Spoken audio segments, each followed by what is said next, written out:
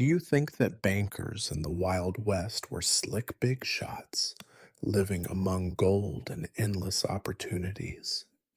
Think again. This is not a story about luck, but about survival amid filth, disease, and hatred.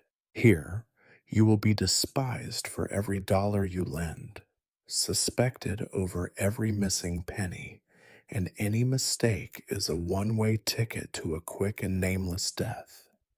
Your only capital is chronic exhaustion, and your main currency is fear. But before you get comfortable, make sure to like this video and subscribe to the channel and let me know in the comments which city you're watching from and what time it is there. I'm really curious to see who's joined us. Now get comfortable. We're starting. You wake before the sun, your eyes sticky from sleep, your throat parched and raw from the stale air swirling around your cramped quarters above the bank. The thin blanket, which once might have been blue, clings to you with the same musty persistence as the dust that fills every crack in the boards. The mattress groans beneath you, lumpy, uneven, and saturated with the memories of 100 bad nights. No rooster crows here to rouse you, only the ceaseless wind, which has whistled through these streets since long before you, or this town, or this miserable outpost of so-called civilization existed. As you force yourself upright, your body protests. Your back is a single, long ache. Your joints are creaking and sore. You feel older than you are. And, on mornings like this, you think you might die young all the same. Your hands brush across the surface of the side table, collecting a layer of powdery filth that you will never fully be rid of. It is everywhere. Dust from the streets, dust from the stables, dust from the fields, dust that finds its way into your clothes, your hair, your teeth, and your soul. Here, dust is as constant as failure. The first thing you do is listen. The wooden floorboards whisper under your feet as you creep to the tiny window overlooking the silent street. You scan the darkness for movement. Maybe you hear something. Maybe it is only your mind playing tricks. You check the glass, smudged and fogged from your own breath.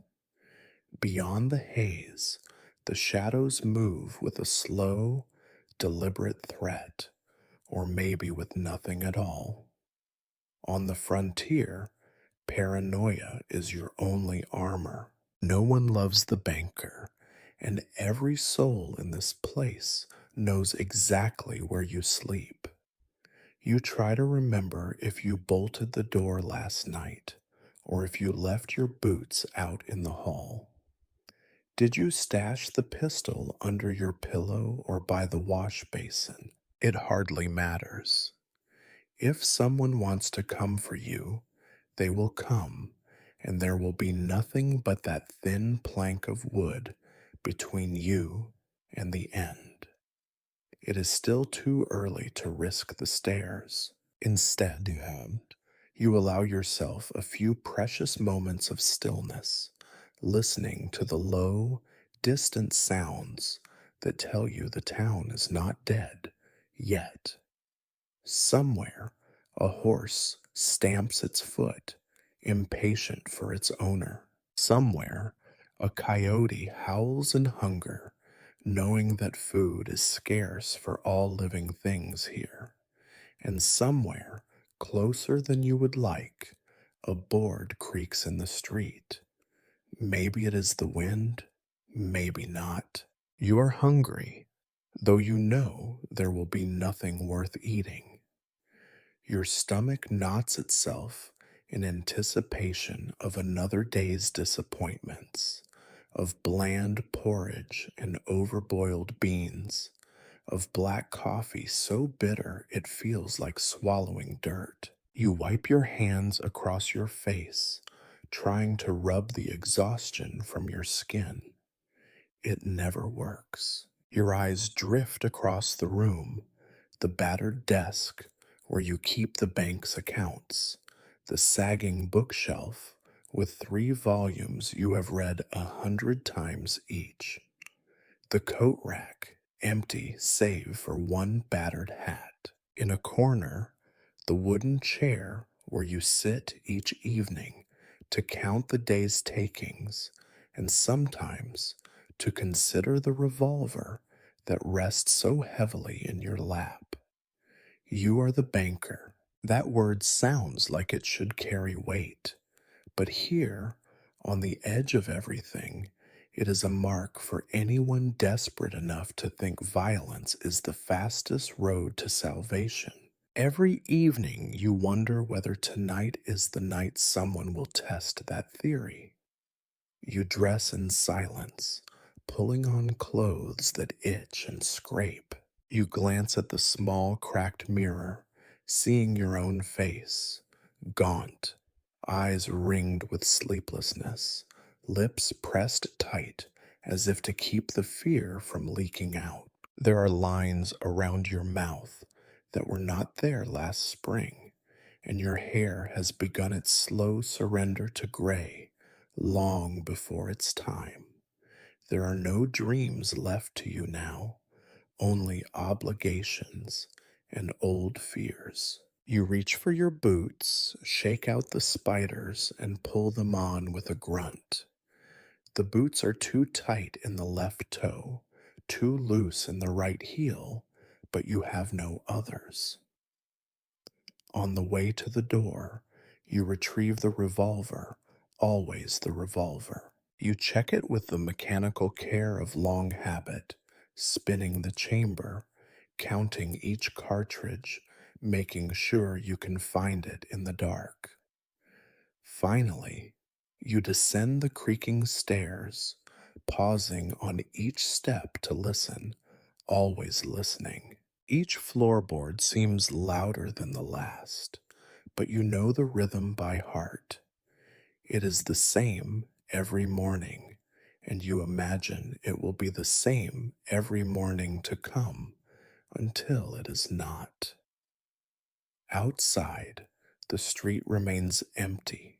The wind chases scraps of newspaper past the saloon, past the shuttered general store, past the row of houses that look abandoned, even when they are not. In the faint pre-dawn light, you can see the dust already beginning to rise, preparing to settle everywhere once again. You do not bother to lock the door behind you. Here, a lock is more a prayer than a promise.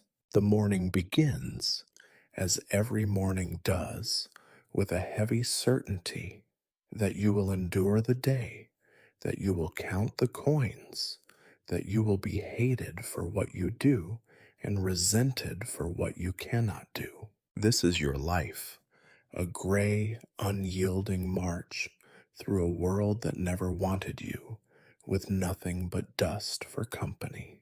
You descend the last step and find yourself in the suffocating hush of the bank's main room, where last night's lamp smoke lingers heavy in the air. You pause, letting your eyes adjust to the gloom, and wonder if anyone else in town greets each day with the same combination of dread and obligation. Perhaps only the undertaker feels such kinship. The morning routine offers no comfort, only repetition. First, the task of washing. You cross to the battered metal basin perched on a shaky table in the corner. You pour water, yesterday's water, recycled from a barrel out back, into the bowl. The liquid is shockingly cold, numbingly so, and tainted with the faint aftertaste of tin and something much less definable. You imagine, not for the first time, that the water remembers every hand, every face, every crust of dirt ever rinsed into it. Hygiene out here is a cruel joke played by the land itself. Your hands, always caked in grime from handling bills, coins, and the ledgers whose ink never quite dries, tremble as you splash the water over your face. It does not help. The dust and sweat are part of your skin now. The stains beneath your fingernails are stubborn as regret. You reach for the brittle sliver of yellow soap, its corners worn sharp as a gambler's smile. The soap stings where it finds cracked knuckles and forgotten cuts, evidence of yesterday's efforts to open crates and chase away rats. You drag a comb through your hair, a task as thankless as any. Your hair is greasy, defiant, streaked with premature silver. Every morning you tell yourself you will visit the barber when you have the time, and every evening you know you never will. Time, like hope, is always in short supply. You turn your attention to your teeth. There is no porcelain brush, no mint paste here. Instead, you chew the end of a willow branch, gnawing until it splinters into a rough bristle. The bitter taste lingers as you run the wood over your molars, but nothing scrapes away the film of last night's stew or the iron tang of blood from a tooth that is threatening to rot. You spit into the basin. For a moment, you watch the swirl of cloudy water and wonder if your life could ever be clean again.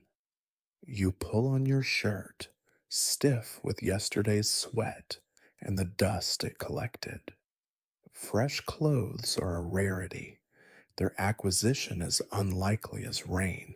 Your trousers carry the scent of horses, tobacco, and desperation. You fasten the buttons with numb fingers, ignoring the missing ones. What is lost will stay lost. What is it? A single threadbare vest completes the ensemble, the same vest you wore yesterday, and the day before that, and the week before that. The fabric is thinning over your heart, a place long since hardened by disappointment. Breakfast is the next ordeal. You make your way to the rear of the building, passing the locked door of the small office where the safe sits like a silent idol.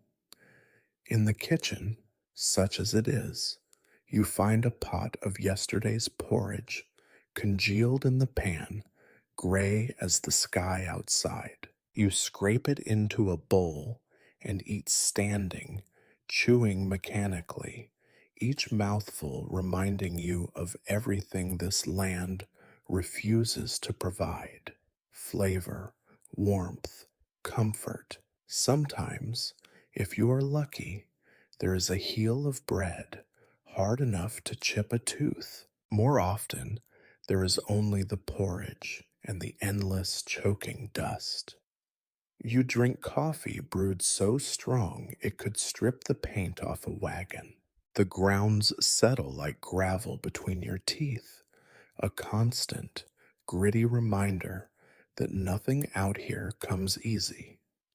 As you eat, you watch the morning sunlight begin to bleed through the grimy window. The glass has not been washed since before the last rain, which itself was little more than a rumor. The sunlight, such as it is, does nothing to warm you. Instead, it highlights every mote of dust that floats in the stagnant air, a swirling galaxy of filth that is somehow both familiar and oppressive. You try not to think about what might be crawling in the corners. The mice have grown bold. The cockroaches are as inevitable as taxes. You have seen them slither across the ledger books, pausing to consider a crumb before disappearing behind the stacks of paper. Sometimes you think you hear them laughing. There is no privacy in your ablutions, no sense of dignity. Every ritual is performed in the shadow of the ever present threat that today might be the day it all collapses, that someone will finally decide your life is worth less than what you keep behind those iron bars. You glance at the revolver resting beside your breakfast bowl. Its presence is as natural as that of your own right hand. Heavier, perhaps, but more reliable. Once, in another life, you might have considered the virtues of a morning stroll, a conversation with a neighbor, a moment spent admiring the sunrise. But out here, such luxuries are the stuff of fables and fever dreams. Here, mornings are not beginnings, but extensions of the endless grind, days that bleed one into another, marked only by the deepening of the lines on your face and the dull ache in your bones. You finish your meal, rinse the bowl with a splash of your precious water, and leave it on the side table. Tomorrow, you will do the same. There are no surprises here, no sudden kindness, no miracle of abundance. Only the routine, the rot, and the realization that this is as good as it is ever likely to get.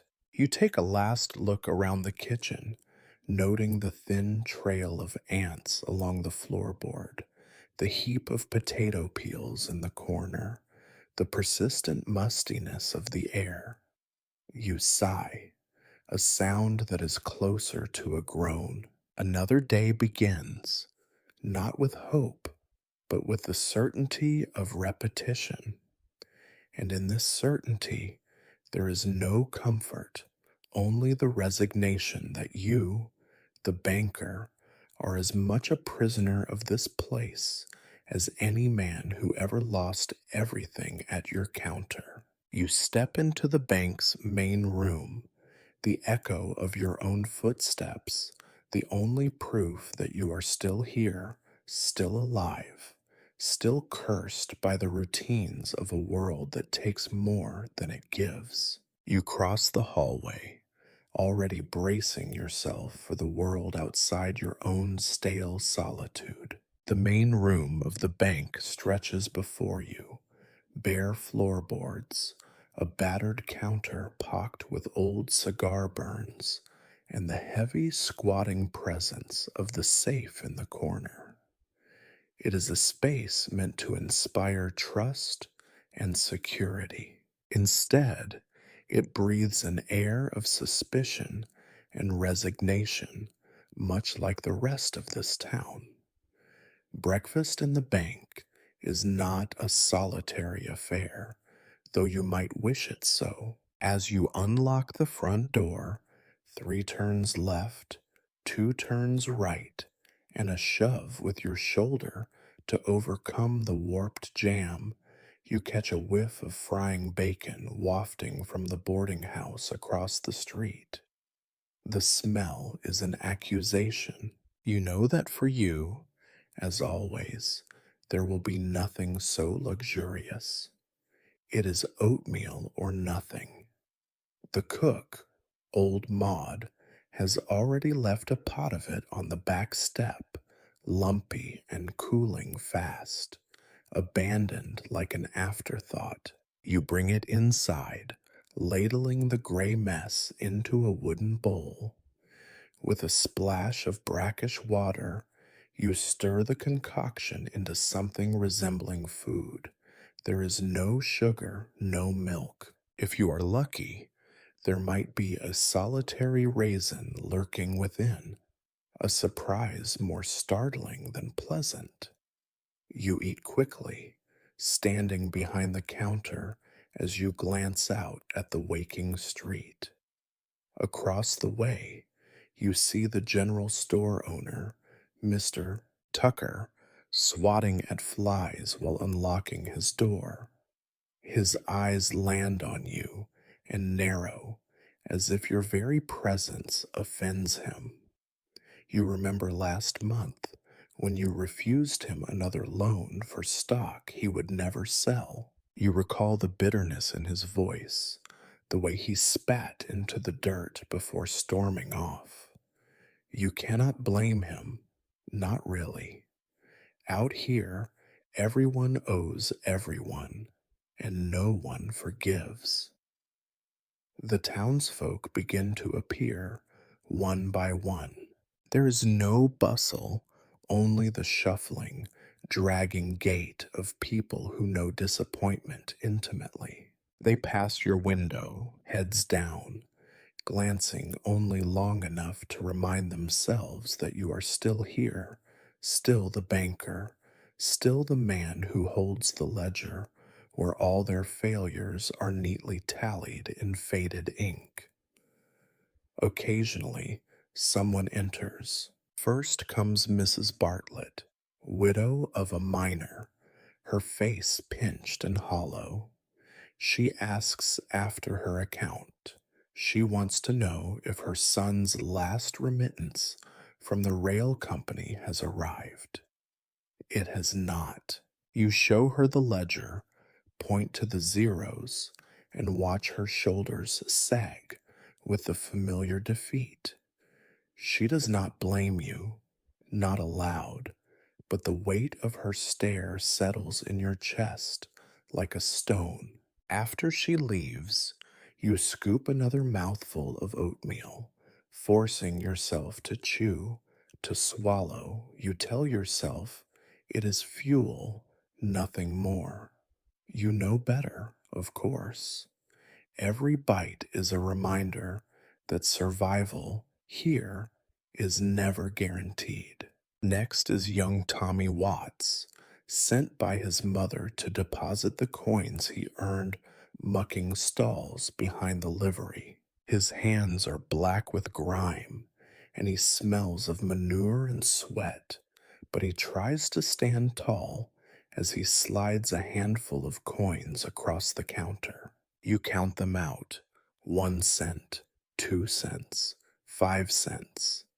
Each coin a battered artifact bearing the marks of hundreds of hands, countless stories of loss and hardship. You enter the sum in the ledger, initial it with the precision of ritual, and slide the stub back to Tommy. He accepts it with a nod, then flees, eager to be away from the oppressive quiet of the bank. You realize as you finish the last of your meal that you are not truly alone, not ever.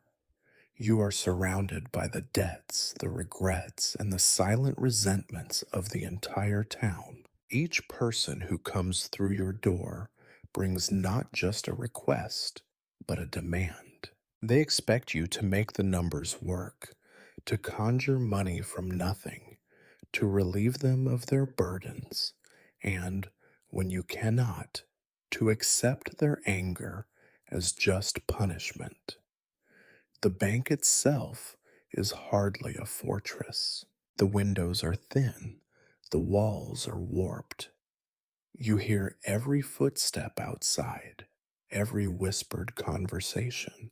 Sometimes you imagine you can even hear the coins rattling in their purses or in your safe, as if the money itself is restless, eager to escape this place. After breakfast, you begin your morning rounds. You check the register, making sure last night's figures match this morning's reality. You count the coins in the drawer, noting every missing cent. If a penny is gone, you know someone will blame you for it. If $1 is unaccounted for, It is your neck on the line. You find yourself rehearsing explanations you will never be able to give, reasons that no one will believe, and apologies that would never be accepted. Through it all, your mind circles back to one constant, the ever present, gnawing concern for money. The town looks to you to safeguard its meager prosperity. They forget, or perhaps never knew, that you are just as desperate as they are. You are not rich, you are merely responsible. If a customer defaults, if a shipment of gold never arrives, if someone breaks in during the night and empties the safe, it will be you who is ruined. It will be you who is hunted, blamed, despised. You glance up at the clock on the wall, its hands jerking forward in hesitant, reluctant movements. The day has only just begun. Already, you feel the weight of it pressing down on your shoulders. You finish your breakfast, toss the bowl into the wash basin, and wipe your mouth on your sleeve. The taste of the oatmeal lingers, as heavy and flavorless as the dread that lives in your chest. You stand behind the counter, back straight, hands folded before you. The sun has begun to climb, spilling weak, colorless light through the filthy windows. Soon, the rest of the town will come, one by one, bearing their hopes, their demands, and their quiet, simmering hatred for the man who keeps their money locked away. You are ready, or at least as ready as you ever will be. This is your morning. This is your life. A bowl of cold oatmeal, the suspicion of strangers, and the knowledge that, in the end, the only thing more persistent than dust is debt. Breakfast, such as it was, has left you neither satisfied nor nourished. Hunger, after all, is a constant companion here, one more discomfort among many. But there is work to be done, duties to perform, rituals to observe, if you want to see the end of another day. The morning sun, still weak and sullen, peeks through the grimy window, illuminating the single most important object in your life, the bank's safe. The safe dominates the far corner of the main room, an ugly iron behemoth squatting on warped floorboards. Its surface is covered in scratches, scuffs, and handprints left by desperate men and the ghosts of their fortunes. Every morning, the safe seems to grow heavier and colder, radiating suspicion and promise in equal measure. Sometimes you wonder if it resents you as much as you resent it. You cross the room, boots thudding on the boards. Each step is careful, deliberate, rehearsed 100 times over. The key to the safe hangs on a length of old twine around your neck, hidden beneath your shirt, resting just above your heart. The presence of that small, sharp bit of metal sometimes feels like the only thing keeping you alive, a shield of sorts, though you know it would take nothing for someone to take it from you. You kneel in front of the safe. The iron is always cold, even in summer, as if it draws the warmth from your hands, from your soul. The lock is complicated, a combination and a key, each turn and click as familiar as your own heartbeat. 3 turns left, 2 turns right, 1 turn left. The sound is crisp in the stillness, a language spoken only by those who know what it is to be afraid of both too much and too little. Inside, the safe holds the sum total of the town's dreams and failures. There are no great treasures here, only the meager savings of miners, ranchers, and widows. A handful of gold coins, some battered silver dollars, a stack of wrinkled, sweat stained banknotes, their denominations barely legible under layers of grime, a few promissory notes written on scraps of whatever paper could be spared. Every piece of currency is precious, each bill and coin a fragment of someone's last hope. You check and count the contents with painstaking care, eyes flicking between the ledger and the money. Your hands move with the methodical slowness of a man who knows that a single error could mean ruin, not only for himself, but for everyone who ever trusted him. You recount the bills, running your thumb along the rough edges. Each one has a history. Some you know, most you can only guess. Some have blood on them, others tears, but all carry the faint scent of desperation. You place the gold coins in a separate pouch, tying it tightly. Gold attracts attention in a way that paper never does. It is both a promise and a curse. You tuck the pouch deep into the safe, behind a stack of ledgers so worn their covers have turned soft as cloth. Next, you examine the silver, checking for counterfeit marks, an ever present threat in a place where trust is a rare and endangered species. Finally, you scan the notes and ledgers, your eyes aching from the strain of deciphering the fading, smudged ink. As you close the safe, you pause.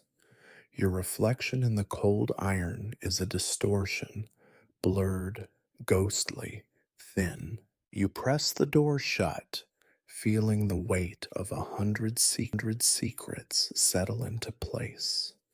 You lock it with a click that echoes in the empty room, a sound that never fails to remind you of a coffin lid closing. But money is not the only thing worth securing.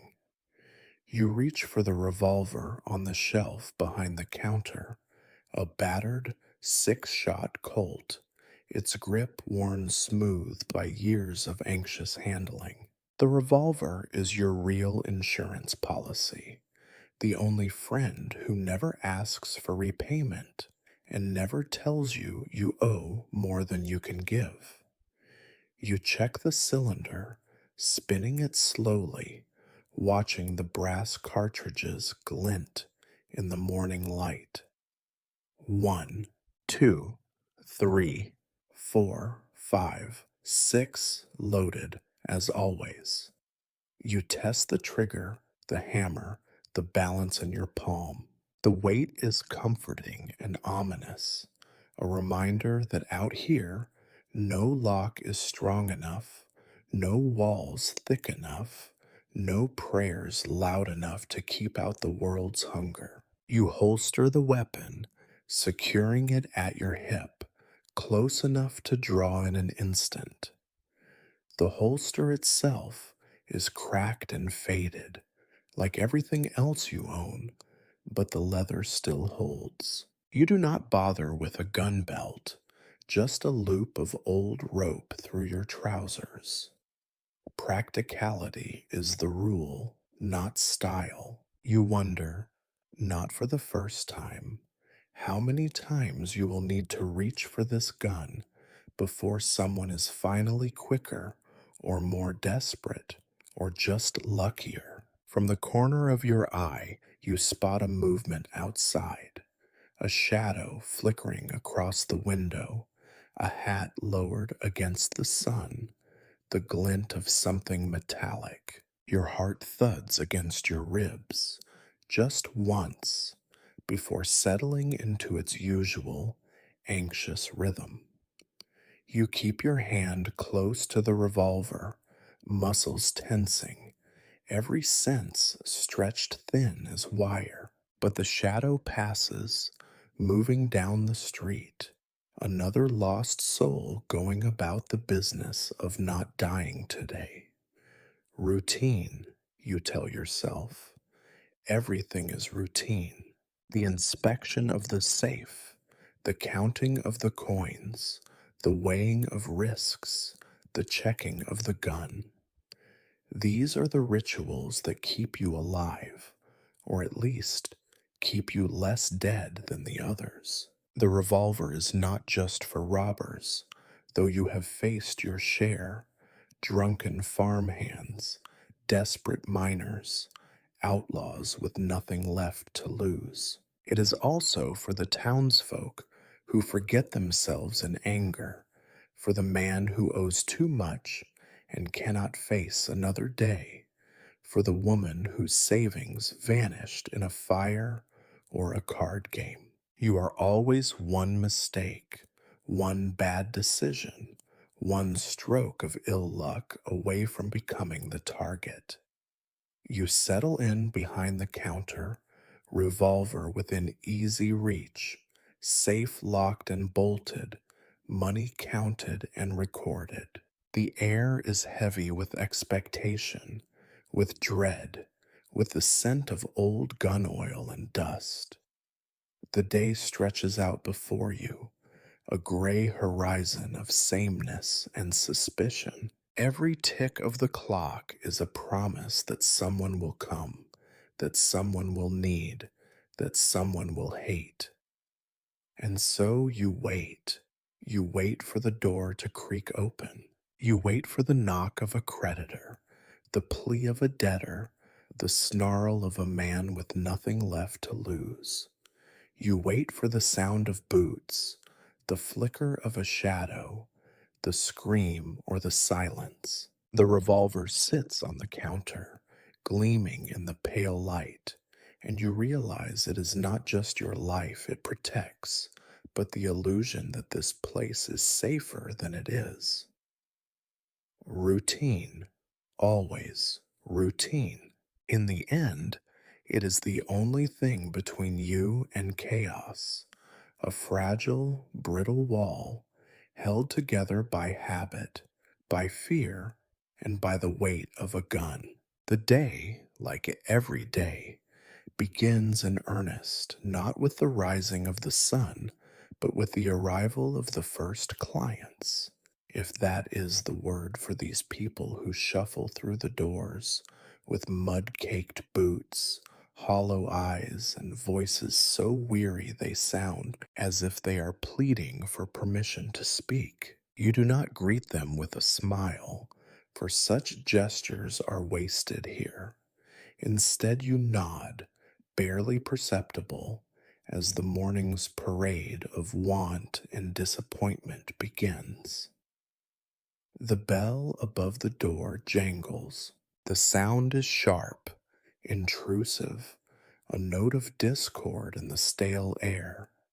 Your hand instinctively drifts towards the revolver, not because you expect trouble this early, but because you know it can come at any hour. The habit is unconscious now, a reflex shaped by years of unease.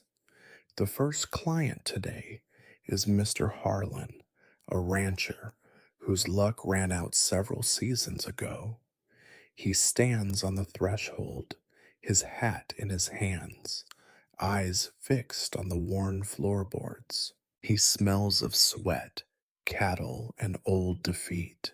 He approaches the counter, clears his throat, and you both engage in the familiar ritual, a request for more time, another extension, a promise to pay next month when the calves are fattened and the weather improves. You listen, as you always do, writing his name in your ledger in the column labeled unpaid, likely never. He does not protest when you refuse him, just nods and shuffles away.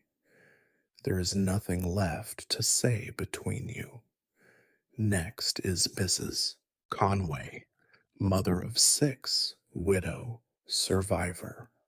She stands straighter than most, but you can see in her eyes the exhaustion that comes from too many hungry mouths and not enough to fill them. She asks if there is work. She asks if there is any word from her cousin in the East, or if the bank knows of any charity funds coming in on the stage. The answers are always no, no, and no again. She leaves without tears. Those were spent long ago.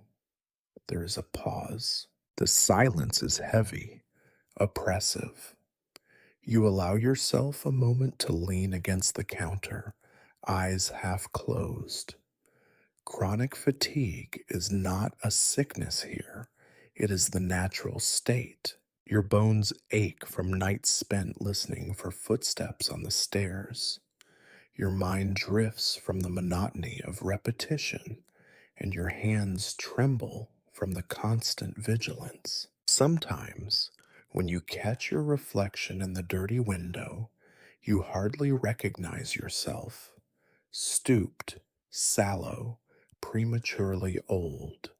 Sleep is a rare and uncertain blessing. Nightmares are more dependable. The bell rings again, slicing through your reverie. Two men enter together, their conversation trailing in behind them like dust. One is Tom Goodwin, the blacksmith. The other is his brother, an out of work drifter with a reputation for drinking away whatever coins find their way into his palm.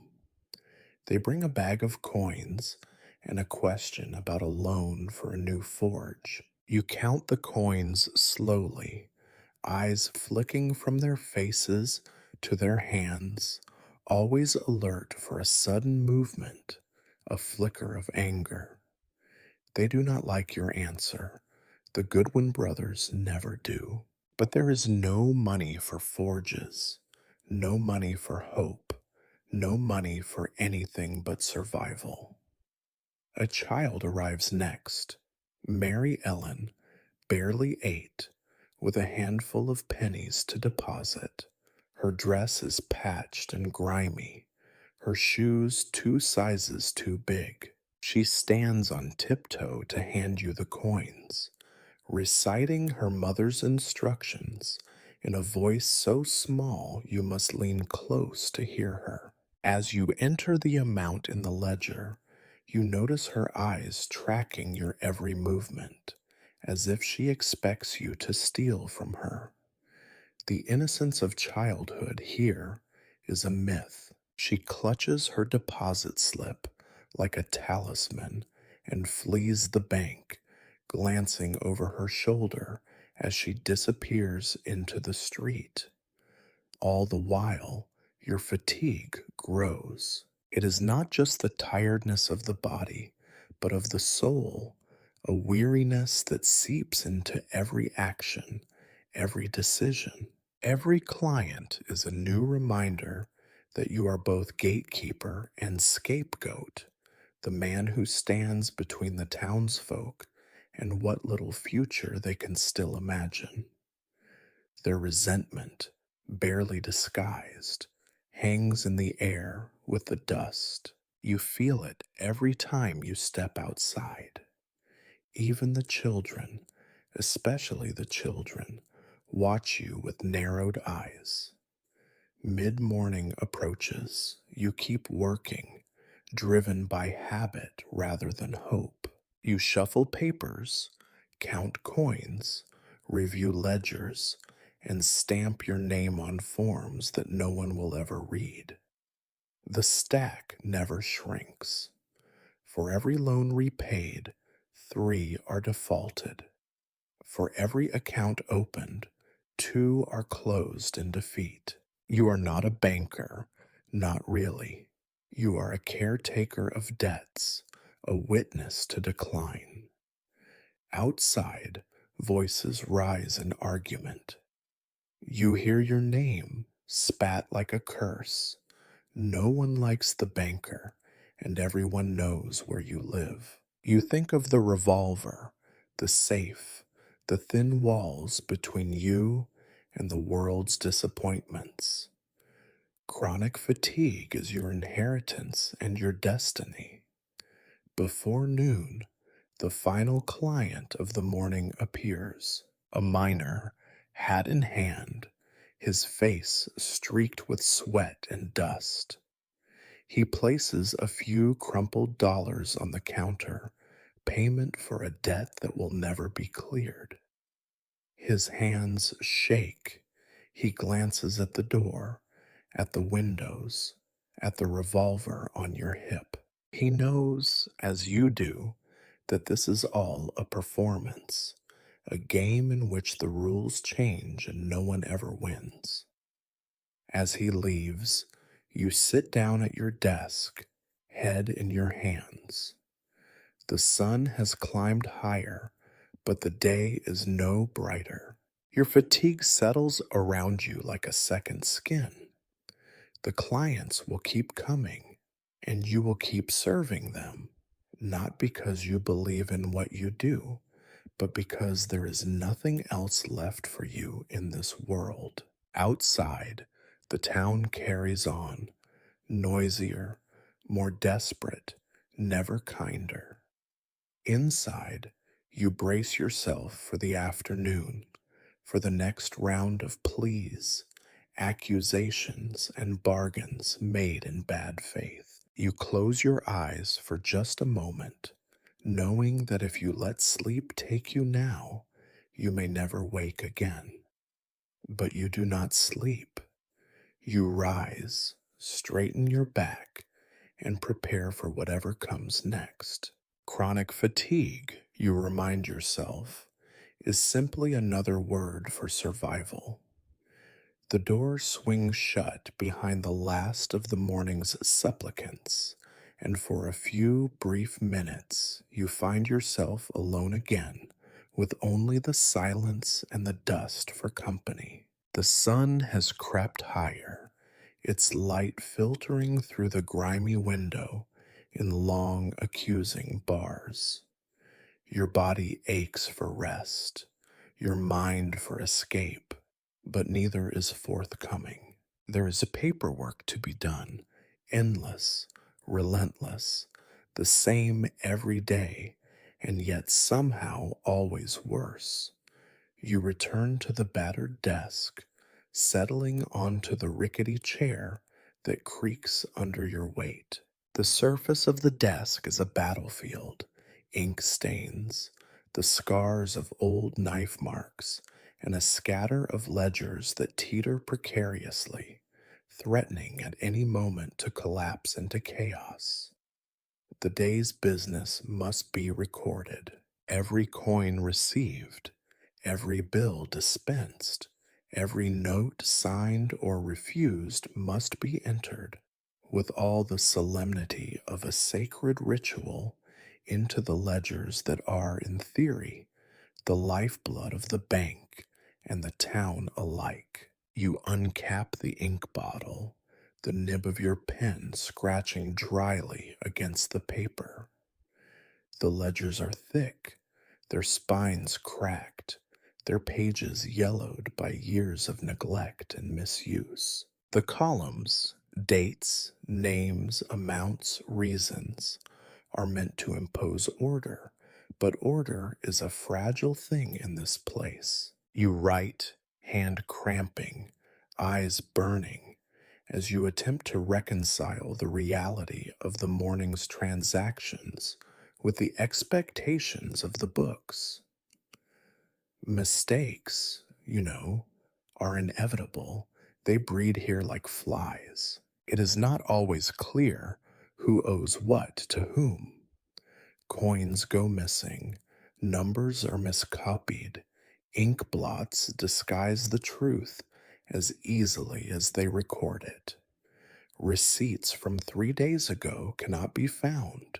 Signatures are smudged or forged or simply missing. You catch yourself adding the same columns twice, subtracting where you should have added. Your mind is foggy with fatigue. Your attention wanders, and always, there is the dull throb of anxiety beneath your ribs, a sense that you are failing at something vital and irretrievable. Outside, the noise of the town seeps through the walls. The shouts of merchants hawking spoiled goods, the thud of horses' hooves, the wail of a child whose penny has vanished. You try to shut it out, but the world intrudes on your concentration, dragging you back to the present every time you dare to let your mind drift. You make another mistake, catch it, erase it with a sigh, and rewrite the line darker and messier than before. A stack of unpaid notes sits on the corner of the desk, a physical embodiment of hope deferred and promises broken. Some are written on scraps of wrapping paper, others on the backs of letters from loved ones long dead or gone east for good. Each note tells a story of crops that failed, of mines that yielded nothing but mud and broken backs, of children buried on windswept hills. You read them unwillingly as you copy their contents into your ledgers, and each one chips away a little more of your spirit. The paperwork never ends. For every task completed, two more appear. The mail arrives, a sheaf of letters from distant banks, government offices, creditors and debtors, none of them bearing good news. There is a discrepancy in the accounts, a dollar missing, a payment unrecorded, a figure in the wrong column.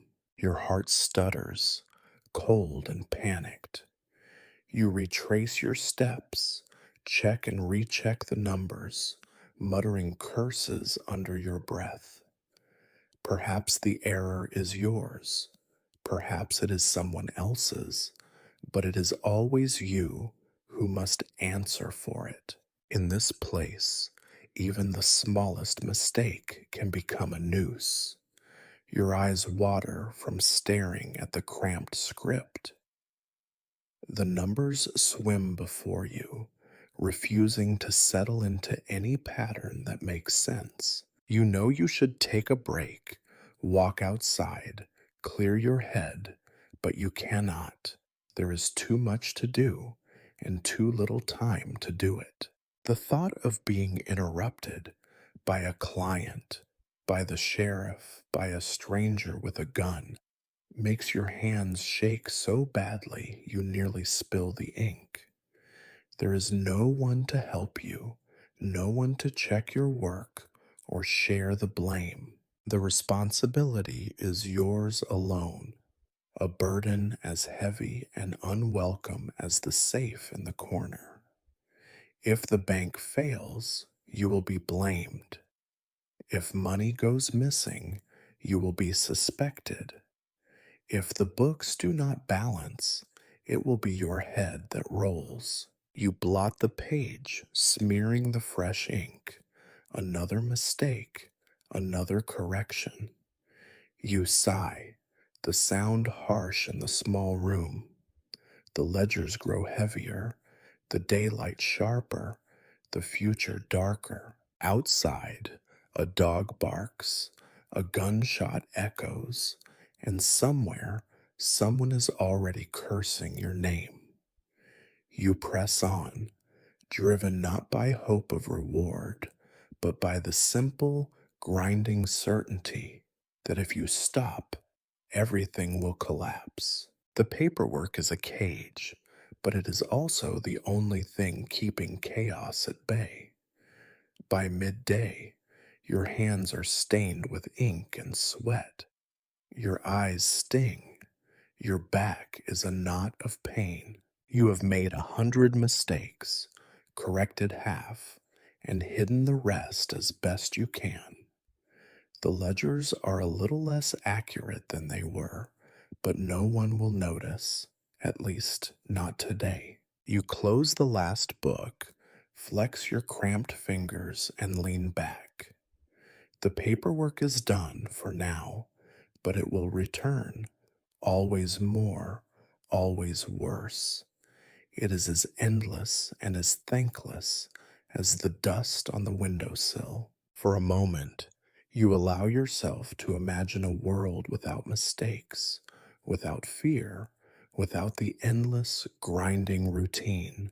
Then the bell rings, the door swings open, and you are dragged back to reality.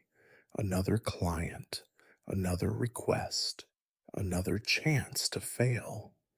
You push away from the desk, muscles tight and protesting. The numbers swim in your vision, and your head throbs with the familiar ache born from staring too long at cramped script and blurred columns.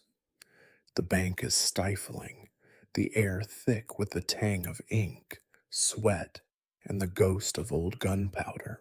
There is nothing for it but to take your brief, pointless respite, what passes for a lunch break in this corner of the world. You lock the office door behind you, tucking the heavy iron key into your pocket with a sigh. There is little worth stealing, but theft here is less about value than desperation. You step out onto the street, blinking against the harsh glare of the midday sun. The world beyond your grimy windows is no less bleak, no less unforgiving.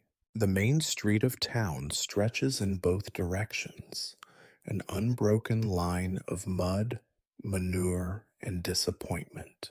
A pair of dogs root through a mound of garbage in front of the saloon, snapping and growling over a crust of bread so old even the rats have abandoned it. Flies swarm around the trough in front of the livery stable, their numbers rivaled only by the crows perched on the roofs, cawing their scorn for all to hear.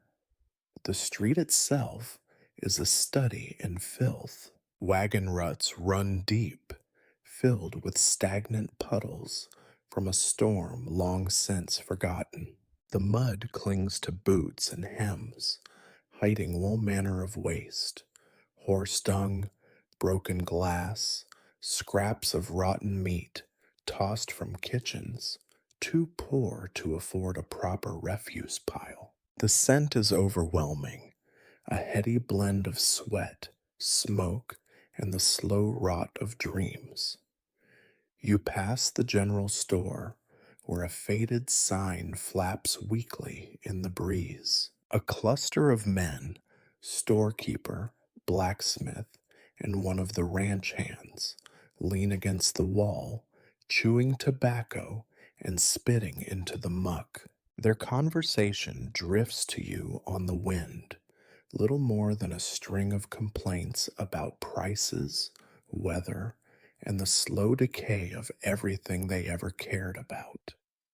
Should have gone east when we had the chance. Now look at us, stuck here with nothing but dust and bills. Banker's the only one making out, I'll tell you that. I seen him countin' his gold again this morning.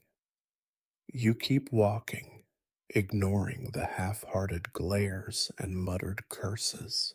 Their talk is as inevitable as the weather, and just as likely to change for the worse without warning. You hear your name, spoken with a sneer, and you wonder if the venom in their voices will ever run dry. It never does. Further down the street, a group of children play at being outlaws and lawmen. One has a stick for a rifle, another wields a tin star, and shouts orders at his deputies. Their laughter is brittle, forced. You see yourself in their narrow faces, eyes too old, smiles too thin. When they spot you, the game pauses. They stare, then scatter, as if your shadow alone might stain them. You stop at the diner, a low slung shack with peeling paint and a sign that promises hot meals, though everyone knows better. Inside, the air is heavy with grease and the perpetual disappointment of weak coffee. You take your place at a corner table, back to the wall, as Maud shuffles over with a scowl and a battered mug. She slops what passes for stew into a chipped bowl, tossing a crust of bread onto your tray with all the grace of a gravedigger. Banker, she grunts, you payin' in coin or credit today? You hand her a few tarnished cents, counting them out with more care than the meal deserves. She counts them again, just to make sure you have not cheated her, though she knows you have not, and you know she knows. It is all part of the ritual, one more dance around the shrinking pool of trust that keeps the town limping along. The other diners eye you with suspicion and envy. You have money, at least you have more of it than they do, and that is enough to make you the villain in every story they tell themselves. You eat quickly, chewing the tough bread and oily stew, trying not to imagine what animal it was before it landed in your bowl. The talk in the diner is the same as outside. Endless speculation about the coming winter, gossip about who lost what in last night's card game, half hearted arguments about politics no one here will ever have the power to change. Every conversation is laced with bitterness, every joke a little too sharp, every laugh a little too hollow. You recognize the patterns. The same faces, the same complaints, the same petty rivalries that have simmered for years. If a stranger walked in now, he would hear nothing but disappointment, nothing but dreams crushed under the weight of reality. You finish your meal, push the bowl away, and wipe your mouth on your sleeve. Maud collects the coins and the empty dish, never quite meeting your eye. You leave a single cent as a tip. It is more than anyone else will leave, but not enough to earn her thanks. Back on the street, the sun has shifted, turning the mud to a sticky, steaming paste. A wagon lurches past, its wheels groaning, its driver cursing as he tries to coax his tired mule through the morass. The postman limps by, face set in a permanent scowl, clutching a bundle of letters that you suspect contain nothing but bad news. You drift toward the edge of the boardwalk, where the sheriff stands with his hands on his hips, staring out at the town as if daring it to challenge him. He nods as you approach, but there is no warmth in his greeting. You exchange a few words, nothing of substance, just the mutual acknowledgement of two men equally burdened by responsibility they never truly wanted. Down the street, a fight breaks out in front of the saloon. Two men, miners, by the look of their ragged clothes, swing drunken fists, staggering in the mud as the crowd jeers and bets on who will fall first. The bartender leans in the doorway, arms crossed, unconcerned. You watch for a moment, noting the indifference on every face. Here, Violence is as common as dust. It is just another form of conversation.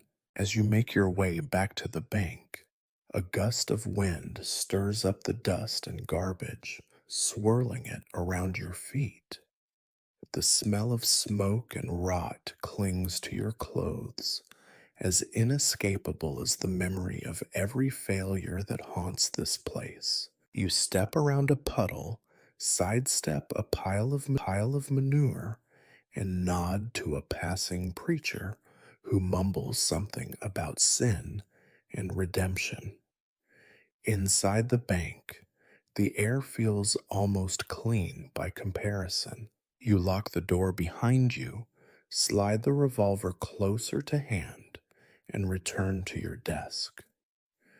Outside, the street continues its slow, grinding parade of misery.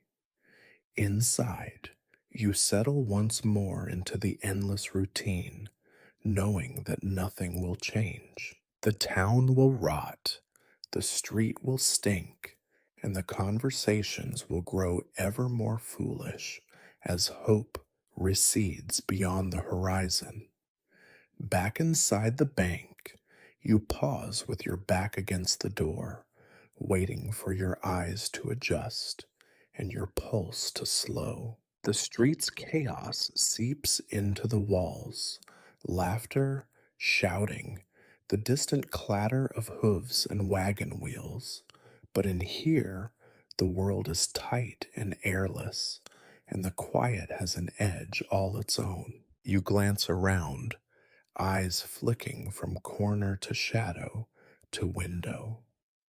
Every morning's dread returns in full force, settling heavy on your shoulders, the familiar, gnawing fear of being robbed. You would not call it cowardice, though perhaps the townsfolk do. Here, on the ragged hem of civilization, paranoia is not a failing. It is an adaptation, a sign of intelligence, even wisdom. You have heard the stories. Everyone has. Stories about banks gutted in broad daylight, tellers shot where they stood, whole towns held hostage for a handful of tarnished coins. There are always rumors of West men who ride under cover of dusk, faces hidden, guns drawn, lives ruined in a flash of violence. You know the rumors well. You have seen the aftermath, the broken glass, the blood and the dust, the stares of those left behind. In your mind, you replay each story as if it happened here to you. The faces of the desperate become clearer by the day. Sometimes they are strangers, wild eyed outlaws driven west by failure or greed. Sometimes, more often, they wear the faces of your neighbors, of men you nodded to that very morning, men who owe you more than they will ever repay. The bank is no fortress, the walls are thin, the windows rattle in their frames, and the lock on the door is only as strong as the next determined boot. The safe, your only true defense, feels smaller every time you open it. Its iron bulk is no match for dynamite or a gun pressed hard beneath your ribs. You know this, and so does everyone else. You make your rounds again. You check each window, pressing the heel of your hand against the sill, feeling for loose boards, gaps in the frame. You lift the curtain just enough to peer outside. The townsfolk cross the street, heads down, eyes averted. At the edge of your vision, a pair of men lean against the post office, talking too quietly, watching the bank with expressions you cannot quite read. Are they waiting for someone or just passing the time? Is that bulge at a man's hip a pistol or just the shape of a flask, your mind will not rest until they are gone. You step back into the shadow, heart pounding. You move behind the counter, the revolver now even closer to hand, your fingers brushing the worn grip every few minutes. You replay, for the thousandth time, how you would reach for it if someone burst through the door, which way you would duck, how quickly you could draw, whether you would be able to fire before fear froze your limbs. Paranoia infects everything. Every shadow grows teeth. Every sound, every footstep outside becomes a prelude to violence. Even the simplest acts, a customer arriving late, a shout from the saloon, the bang of a wagon gate, can send your nerves jangling. You find yourself inventing reasons for strangers' visits, explanations for neighbors' whispers. What if that package is more than it appears? What if the sheriff's slow circuit past your window is more than coincidence? You have not slept well in weeks. Every night you check the locks, the windows, the back door to the alley, sometimes 2 or 3 times before you trust yourself to lie down. The revolver sleeps beneath your pillow, cold and uncompromising, as if it draws the nightmares to itself. Your dreams are vivid, fevered things, masked men, broken glass, the sound of your own heart thundering as you fumble for the key to the safe and realize, too late, that you have forgotten the combination. By day, your eyes burn with exhaustion. You watch everyone. You trust no one, even the regulars, the miner with his steady stare, the rancher with his drawling complaints, are suspects now in some half formed scheme you cannot quite dismiss. When the children pass your door, you find yourself studying their faces, wondering which ones will grow up to be your enemy. Once you might have called it madness, this constant circling fear. Now it feels like simple arithmetic, the sum of risk, resentment, and poverty multiplied by the town's capacity for violence. You cannot afford to be careless, not even for a moment. The price of error out here is paid in blood. The town's gossip makes things worse.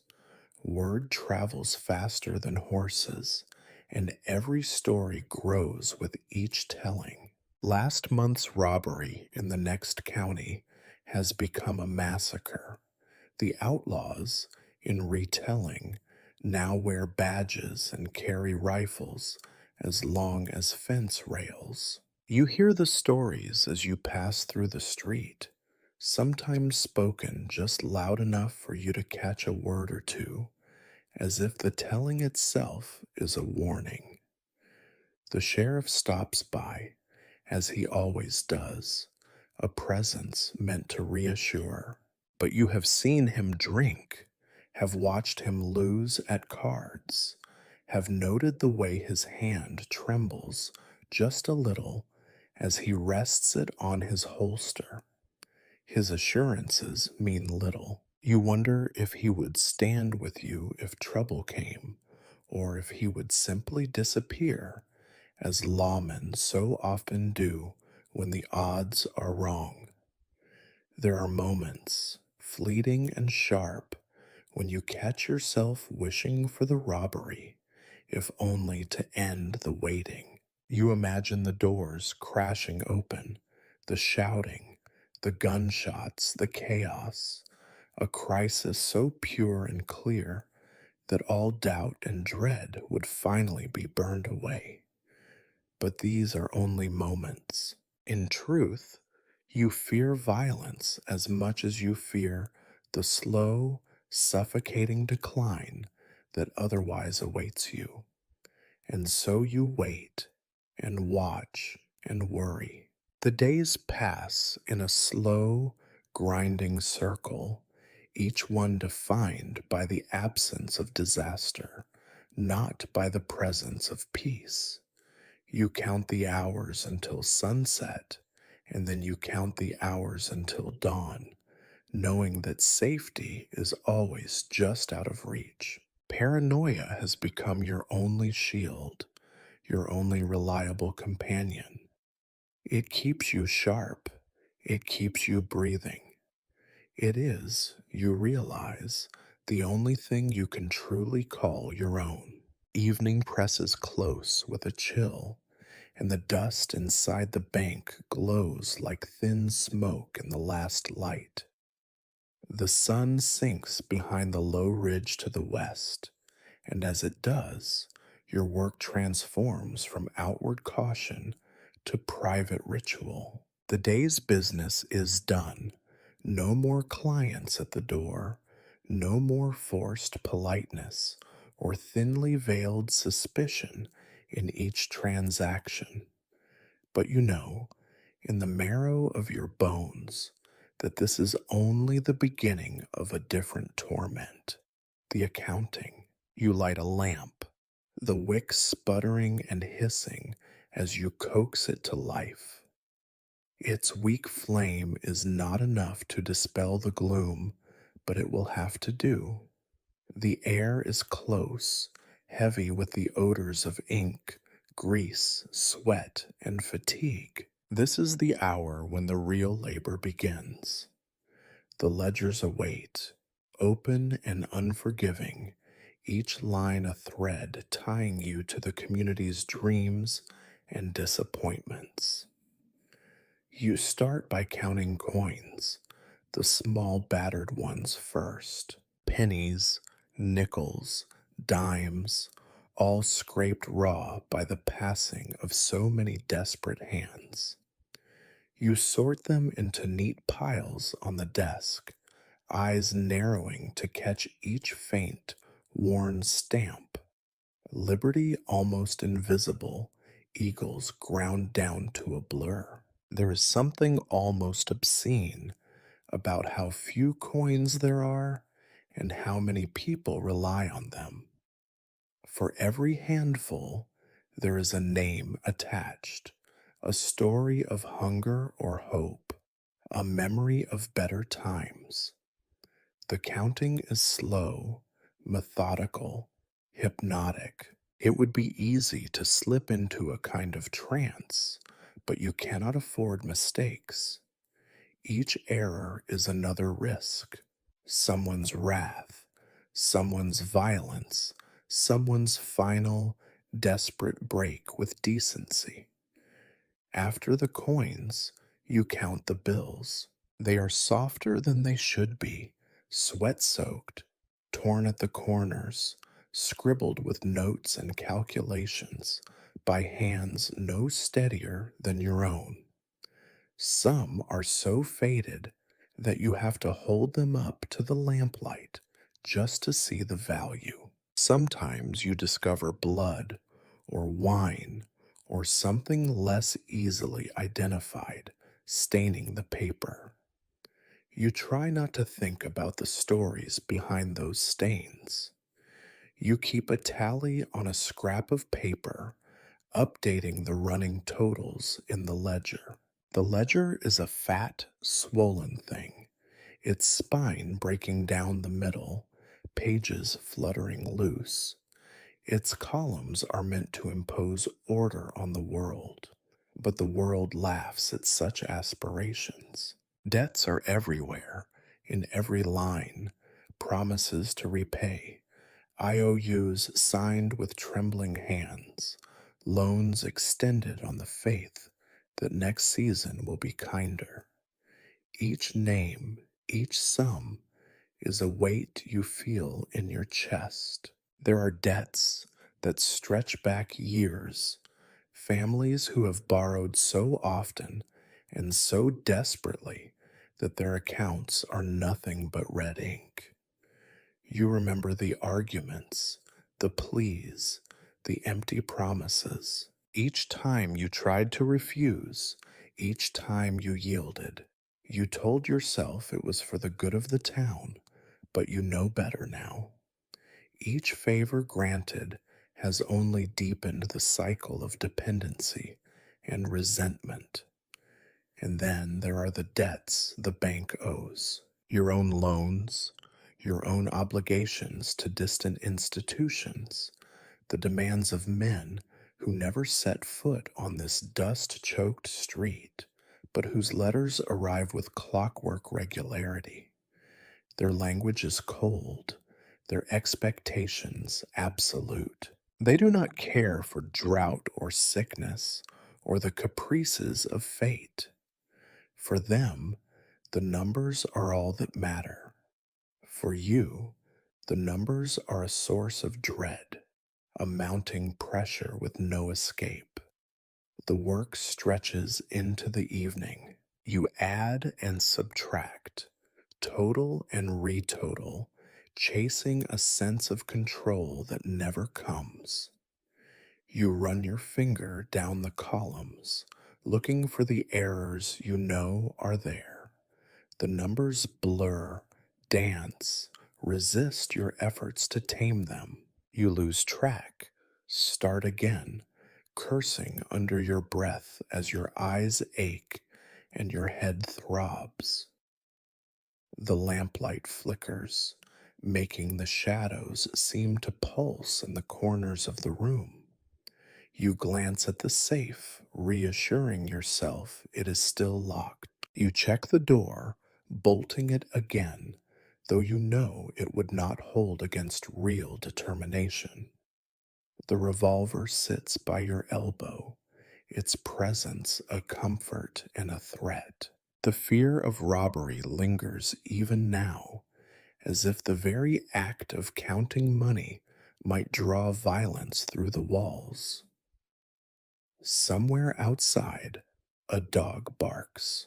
Laughter drifts from the saloon, sharp and ragged, a reminder that there is always someone with less to lose. A gust of wind rattles the window, stirring the dust into fresh whirls. You sigh, running your hands through your hair. You have not eaten since midday, but hunger is just another dull ache, no sharper than the fatigue in your back or the bitterness in your mouth. The counting never truly ends, because the debts never truly end. There is always another account, another discrepancy, another question you cannot answer. Sometimes you wonder what would happen if you simply stopped. If you closed the ledger, blew out the lamp, and walked away, would the town fall apart without you? Or would someone else, hungrier, more ruthless, less afraid, simply take your place? The idea is almost comforting in its cruelty. You write the final totals in the ledger, pressing the pen so hard it tears the paper. The ink smudges, but you leave it. Tomorrow you will find new errors, new shortages, new accusations waiting in the margins. The debt is endless as the dust. As you prepare to leave the desk, you take a last look at the safe, the ledgers, the coins, this sad little empire of responsibility and regret. You blow out the lamp, the darkness swallowing the room, and step into the gloom of the bank's back hallway. Outside, the night is waiting, thick and watchful. Inside, your debts whisper to you from the dark, promising that tomorrow will be no different and the counting will never, ever end. The lamplight has faded, and the bank is shrouded in half light. The street outside is quieter now, but not at peace, only subdued, like an animal nursing a wound. You sit at your desk a little longer than you should, listening to the sounds that drift in through the thin walls, the distant rattle of dice, the crash of a bottle, the muffled laughter that always comes at someone else's expense. You force yourself up, stow away the ledgers, and fetch your coat. It is time to visit the only sort of company you can find at this hour, a table in the back of the saloon where men with nothing left to lose gather to talk about futures that, deep down, none of you believe in. You lock the bank behind you, double checking the door out of habit and fear, and step out into the night. The main street is almost empty. A stray cat darts beneath the boardwalk.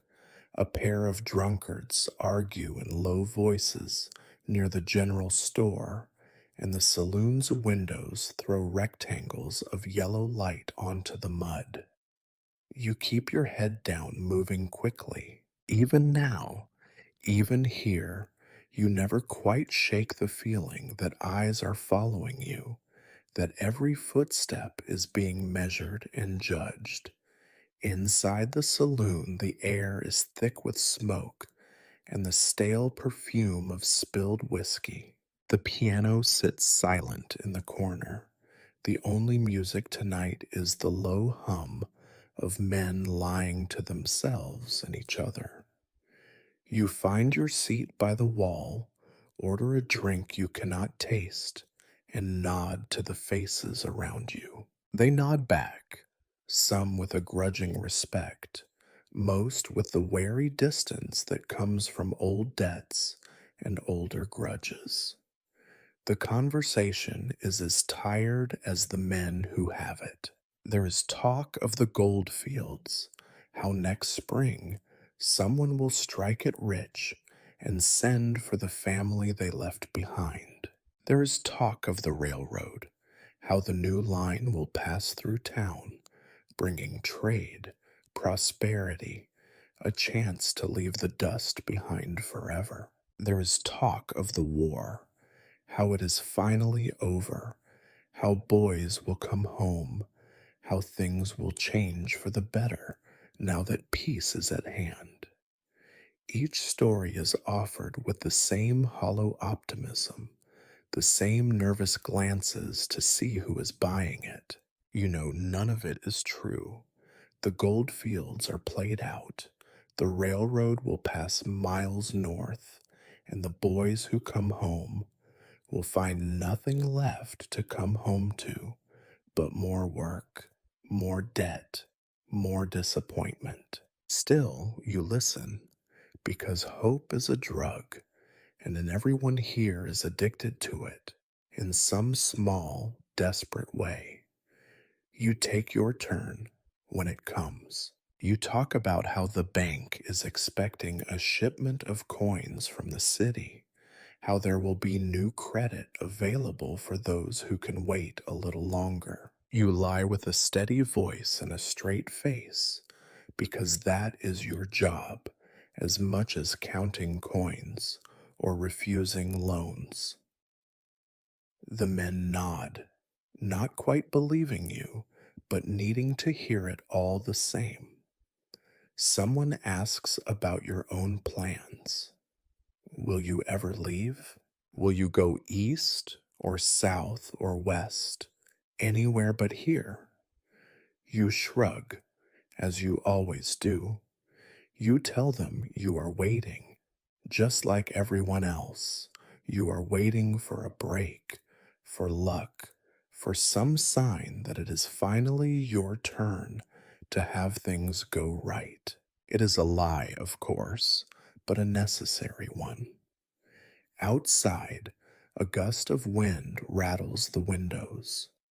Someone jokes about the weather, how maybe next year the rains will come on time, the crops will thrive, the river will run clear and strong. Someone else raises a glass and proposes a toast to tomorrow, and everyone laughs. the sound sharp and brief, like the crack of a whip. You drink with them, and the whiskey burns its way down, settling in your gut like a stone. The talk turns, as it always does, to leaving. Everyone here is planning to leave someday. There are stories of relatives in Chicago or San Francisco, letters from cousins who claim to be making fortunes in Denver or St. Louis. There is talk of packing up at first thaw, of heading south before the next blizzard, of finding a place where a man's work counts for more and the land is not so damned stingy. Every plan is a fantasy, but you all treat them like promises. You watch the faces around you, lined, hollowed, half lit by lanterns, eyes darting to the door whenever it opens, as if someone's luck might actually walk in out of the darkness. You wonder what keeps them here, what keeps you here, beyond inertia and fear of the unknown.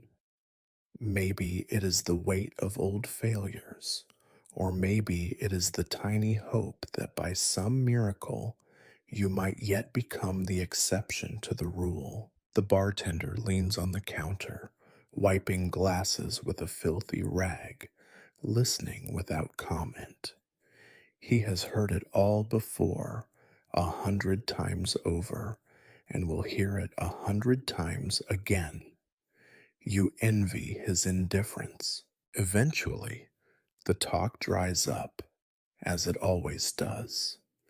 The men drift away one by one, some to the card tables, some to the dark and dangerous quiet of the night outside. You finish your drink, pay with coins that feel heavier than they should, and step out once more into the dust and darkness. You pause on the boardwalk, looking up at the stars. There are more of them than you remember, cold and indifferent, as unreachable as every dream ever uttered in the saloon. You wonder how many men in how many towns have stood here, making the same empty promises to themselves. The night air is colder now, and you pull your coat tighter.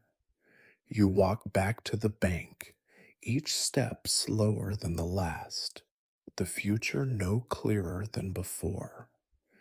Tomorrow will be the same, more talk, more waiting, more stories about what could be, if only. You unlock the door, step into the familiar gloom, and let it close behind you.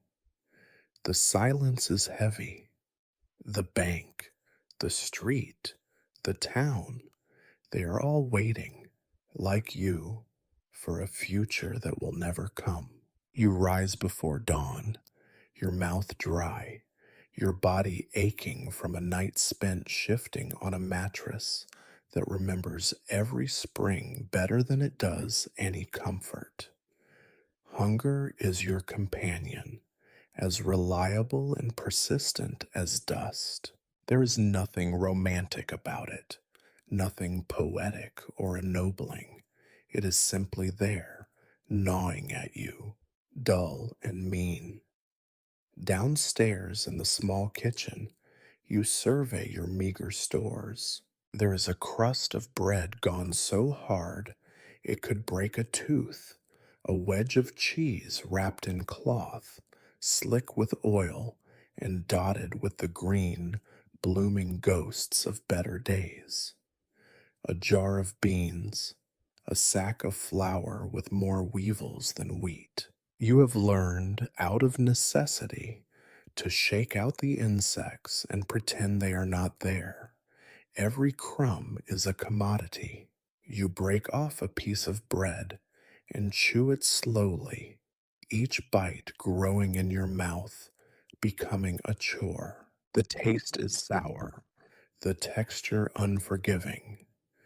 The cheese, when you dare to cut into it, has a bite sharper than any knife in your drawer. You scrape away the worst of the mold and tell yourself there are worse things than eating food that fights back. You wash it down with a cup of weak coffee, the color of ditch water and barely twice as warm. The bitterness coats your tongue, lingering long after the cup is empty. Food here is not sustenance so much as it is a daily contest of endurance. Meat is rare when you have it. It is tough, stringy, more bone and gristle than flesh. Sometimes a neighbor slaughters a pig, and for a few days the air is thick with the sweet, fatty smell of roasting, and the whole town seems to feast. But the celebration is short. Most days, meat is a memory. You have chewed on salted beef so tough it seems to outlast your own teeth. Sometimes you find yourself envying the crows and dogs who scavenge the alleys, their needs simpler, their expectations lower. There are days you dream of fruit, an apple, a handful of berries, even a shriveled carrot from the bottom of a barrel. Once, a farmer's wife brought in a clutch of tiny, sun-baked tomatoes in exchange for a coin advance, and you ate them all in a single sitting, the juice running down your chin, the sweetness like a fever. For a moment, you remembered something like joy, and then it was gone. You try not to think about the hunger of others. The children you see in town, faces thin, eyes come hollow. The women who stand in line at the store, counting out pennies and trading gossip about whose cellar is emptier. Every week, someone comes to the bank asking for a little more, a little longer, just enough to see them through until the next shipment, the next harvest, the next stroke of luck that never arrives. You keep your answers vague, your face neutral, your conscience numb. If you had enough to feed the town, you would have left this place long ago. The shortage of provisions shapes everything. It determines the rhythm of the town, the mood of its people, the very pace at which news travels. Word of a fresh delivery brings everyone running. Word of a lost shipment brings fear and anger that can fester for days. The general store becomes a battlefield. Neighbors elbowing one another for the last bag of flour, the final stick of butter. Favors are traded, grudges recorded, debts remembered long after the hunger fades. Sometimes there is talk of pooling resources, of sharing more equitably, of looking after one another as if you were all a single, desperate family.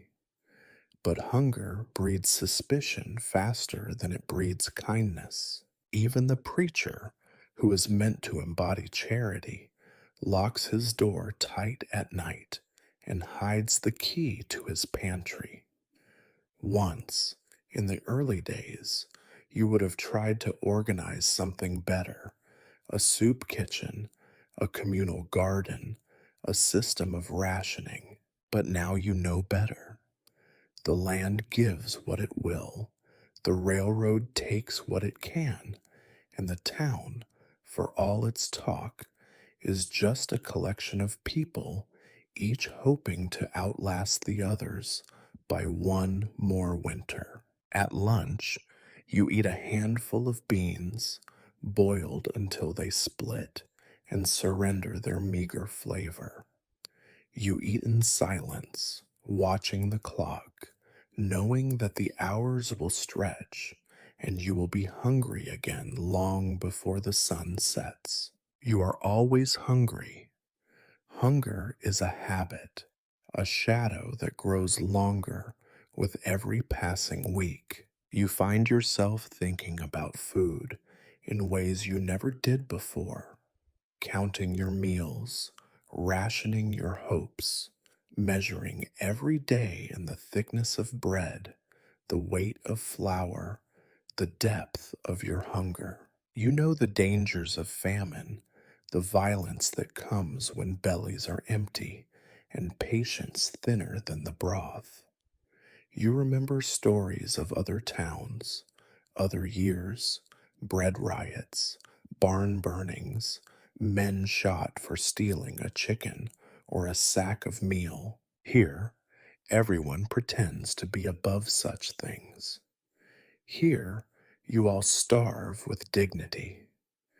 In the evenings, the smell of stew sometimes drifts through the windows, a rich, savory perfume that seems almost obscene. You wonder who is eating well and at whose expense. You wonder how many times you have passed by hunger in the street, in the faces of your clients, in your own reflection. Night falls, and you tuck the last piece of bread away for morning, wrap the cheese tighter, count the beans left in the jar. You go to bed hungry, wake up hungrier, and tell yourself you are used to it now. But hunger is never something you get used to. It is only something you learn to live with. One day, one meal, one empty promise at a time. Evening settles over the town with all the warmth of a damp shroud. The sky fades from iron gray to the color of old bruises, and the bank's thin windows reflect a flickering lantern where your tired face floats above the darkness. It is the time of day when shadows stretch and uncertainty gathers, when men lock their doors and those with reason to wander do so quietly, heads down, eyes alert. You step out onto the boardwalk, pulling your coat tighter against the creeping chill. You know the routine. Every evening, you make the same slow circuit around the perimeter of the bank, boots crunching on gravel, heart thudding in time with each cautious step. It is not just prudence, it is necessity. The bank may not be worth much by city standards, but here, every coin and every scrap of paper is a temptation. The walls, thin as they are, might as well be made of fog for all the good they would do against a determined thief. You pass the alleyway where garbage piles up, where the smell is sharp and animal. Somewhere close by, a dog barks, a short, warning sound. You pause at the back door, testing the handle, jiggling the lock, feeling for any tremor in the wood that might mean it has been forced. Your fingers brush against splinters and the cold, reassuring solidity of iron. Satisfied for the moment, you move on, past the dusty window, pausing to look in at your own meager desk, the ledgers stacked like gravestones in the half light. It is then that you hear the deliberate tread of boots and the slow, familiar jingle of spurs. The sheriff is making his rounds too, though his presence is less about vigilance and more about ritual, a performance of authority for a town that has mostly forgotten what law looks like. You wait as he approaches, both of you outlined in lamplight and the dusk that gathers around it. "Evenin', banker," he says, touching the brim of his battered hat. The gesture is meant to be cordial, but you see the wariness behind his eyes. He is a man stretched thin, caught between the town's expectations and his own dwindling sense of purpose. His badge is tarnished, his gun belt worn shiny from nervous hands. "Evening, Sheriff," you reply, keeping your voice neutral. Politeness is safer than warmth in these conversations. You stand together for a moment, listening to the distant clang of a horseshoe and the occasional shouts drifting from the saloon. The sheriff glances at your building. "Still got everything locked up tight?" "As tight as anything gets around here," you say. "Not that it would stop anyone who's serious." He nods. "Ain't that the truth? Had a report earlier. Someone tried the back window at the general store. Tucker says he heard 'em, but by the time he got out there, whoever it was had already run off." You know this song well. Everyone's always hearing footsteps at night, always suspecting the worst. Sometimes it is just a raccoon, sometimes it is a neighbor with empty pockets and darker thoughts. Sometimes it is only the wind, and sometimes, rarely, it is exactly what everyone fears. The sheriff shifts, sighs. "Town's on edge. Always gets this way before payday at the mine. Folks start getting ideas. You watch yourself tonight." You nod, knowing there is no comfort in the warning. The sheriff is here because he must be seen, not because he can protect you. His revolver is heavy at his side, but you have heard him practice at the range. His aim is slow, his hands shaky. The town's real safety lies in routine, in the little agreements no one speaks aloud. Don't make trouble. Don't look too long at your neighbor's goods. Keep your head down and your secrets closer. You and the sheriff fall into a strange, companionable silence. There are no more good stories to share, no jokes left that have not grown stale with repetition. Instead, you exchange a few words about the weather, the persistent shortage of flour at the store, the rumor of a new wagon coming in from the south with goods and news. You each pretend for a few minutes that things might get better. Then the conversation turns, inevitably, to the darker side. "Heard there's a stranger in town," the sheriff says, voice low. "Tall fella, doesn't say much. Been asking after the bank." Your mouth goes dry. You have learned to fear questions more than threats.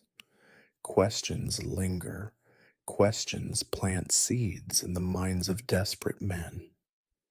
"Lots of strangers pass through," you say, trying to sound unconcerned. "Most of 'em just passing." He grunts, unconvinced. "Maybe, maybe not. Just watch yourself, all right? I ain't got enough men to stand guard on every building, and there's more folks looking for trouble than looking to stop it."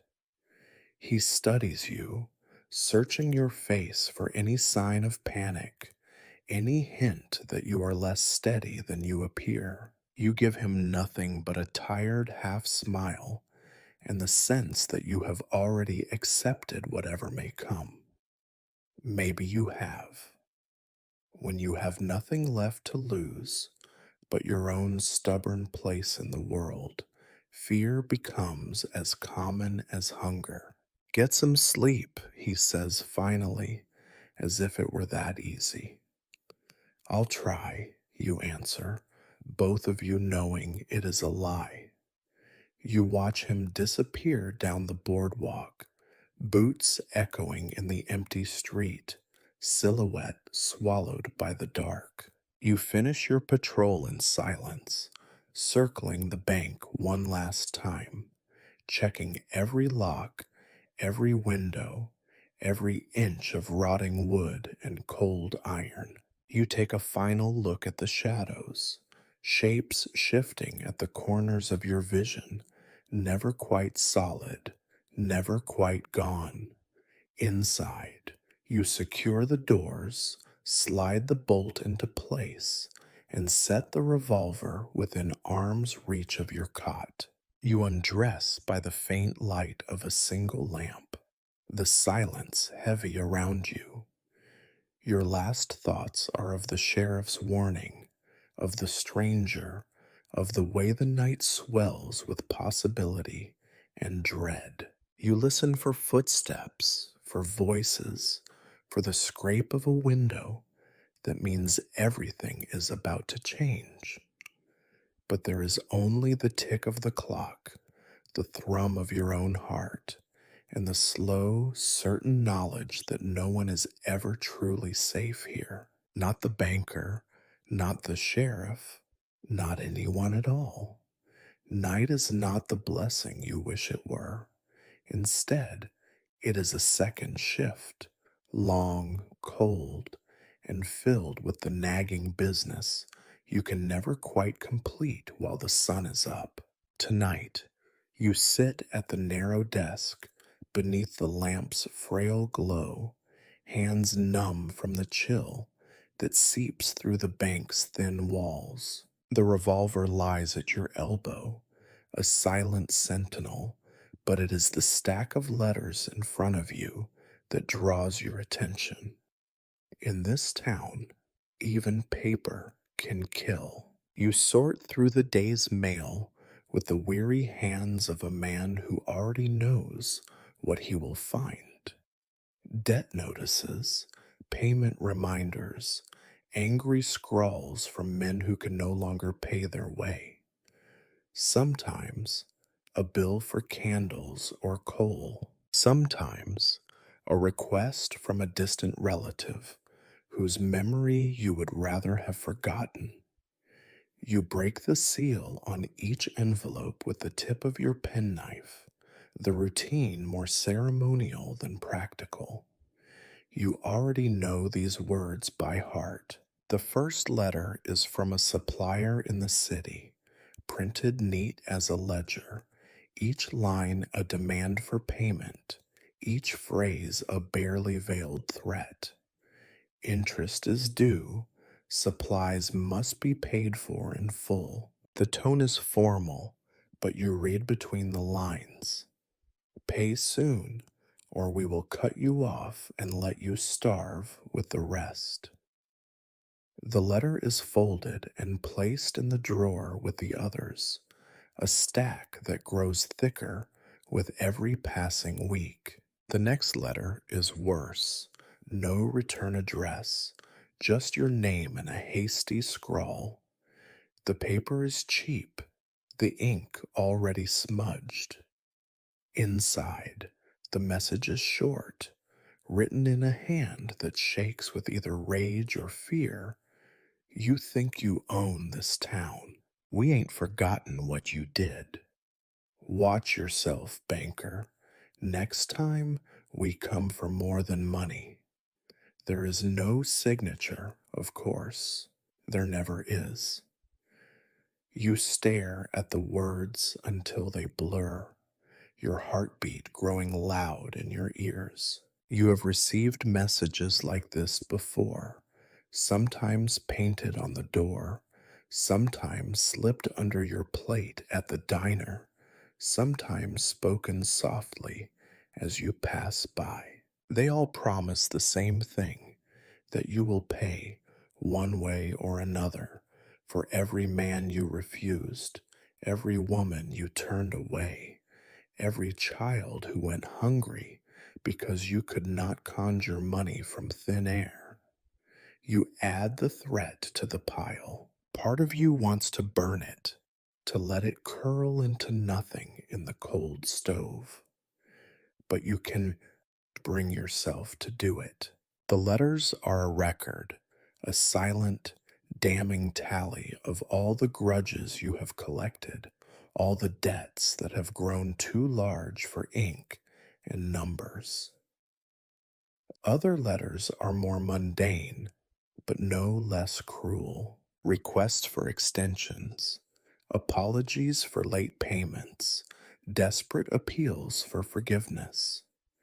You recognize the handwriting of almost every person in town, each one a thread tying you to someone's hardship. Some plead, some bargain, some simply vent their rage in curses and accusations. All of them, in the end, want the same thing: a little more time, a little more mercy, a miracle you are in no position to grant. Occasionally, there is a letter from farther away, a cousin in the city who heard you were doing well out west and wonders if you can spare a few dollars for a business venture. You read these requests with a bitter smile. If only they could see the truth, the endless counting, the sleepless nights, the way each dollar in your care feels less like wealth and more like a stone pressing down on your chest. You answer the most urgent letters, your replies terse and formal. You cannot grant more credit. You cannot forgive the debt. You cannot promise anything except what the books allow, and the books are written in the language of necessity, not compassion. You sign your name, fold the paper, and seal it with the same tired motion, knowing the words will do nothing but breed new anger. The lamp burns low, the flame guttering. You sit back, eyes closed, listening to the house settle and the wind slip between the boards. You wonder who sent the threat, if it was one man or several, if they will come at night with knives or wait until your guard is down at noon. You think about sleeping with the revolver under your pillow, but you know it will not help. Sleep, when it comes, will be shallow, restless, broken by dreams of angry voices and doors battered down. Before bed, you make one last check of the locks, your hands trembling more than you care to admit. You look out the window at the street, where nothing moves but shadows. You remind yourself, as you do every night, that the greatest dangers are often written in ink, not just carried in holsters or clenched in fists. You place the letters in a drawer, slide the revolver close, and lie down in your clothes, too tired to care about comfort, too wary to close your eyes completely. You wait for the dark to bring sleep or something else entirely. In this town, every threat is a promise, and every promise is a debt you will pay, sooner or later, one way or another. Morning, if it can be called that, comes slow and sour. The light is thin and colorless, trickling through dirty glass. The first sounds you hear are not birds or wind, but voices, raised, sharp, cutting through the hush like knives through an old loaf. You lie for a moment, motionless, listening as the day's news arrives not by letter, but by lips. Gossip is the bloodstream of this town, and today you are its subject. You dress with care, though you know it will not matter. Your boots are stiff, your shirt still bearing the creases of last night's unrest. As you step into the alley, you hear it again, a woman's voice, pitched high, spilling secrets for anyone who will listen. Names are dropped like stones into water, the ripples spreading faster than truth. You walk the short distance to the main street. Heads turn, conversations falter, eyes slide away, then back again, hungry for any hint of weakness. There is an art to gossip here, a vicious elegance. It does not matter what you have done or left undone. It matters only that you are different and that your difference can be weaponized. This morning's topic is you. You hear your name paired with words like greedy, cold, heartless. Yesterday, perhaps it was someone else. The storekeeper who cheats at the scales, the doctor who charges too much for medicine, the widow who is too friendly with strangers. But today, the rumor mill grinds your bones. Outside the general store, a cluster of women huddle in their bonnets, voices lowered but urgent. You catch phrases. He turned old Harlan away again, kept the mine boy's pay for himself, swindled that poor girl out of her last penny. Each tale is embroidered in the telling. It is not enough to say the banker refused a loan. It must be that you laughed as you did it, that you counted coins with bloody hands, that you locked the door against orphans and widows. Facts are clay here, soft, easily molded, and never left to harden. The men outside the saloon are no better. They lean on barrels and speak your name like a curse. If I had my way, I'd take back what's mine, says one, loud enough for you to hear. Another spits in the dust, as if that alone might mark the earth against you. They do not confront you, not directly. Cowardice hides behind camaraderie, anger behind laughter, but the threat is there, a low, steady drumbeat in every word. Children, too, have learned the lessons of their elders. As you pass the schoolhouse, a boy throws a pebble that lands at your feet. He grins, daring you to react, knowing you will not. Even the youngest know the power of malice, how to test the boundaries of contempt. You keep your eyes ahead and say nothing. In this town, dignity is a shield with plenty of dents. Inside the bank, the air is thick and stale. You close the door gently, as if any sudden movement might shatter what little peace remains. But the gossip does not stay outside. It slips in beneath the threshold, a whisper in the corners. Clients arrive with suspicion drawn on their faces like war paint. Each transaction is a performance, every word weighed, every glance another ledger, entry in the book of grudges. Mrs. Holman comes in for her weekly withdrawal, her chin high, her lips pursed.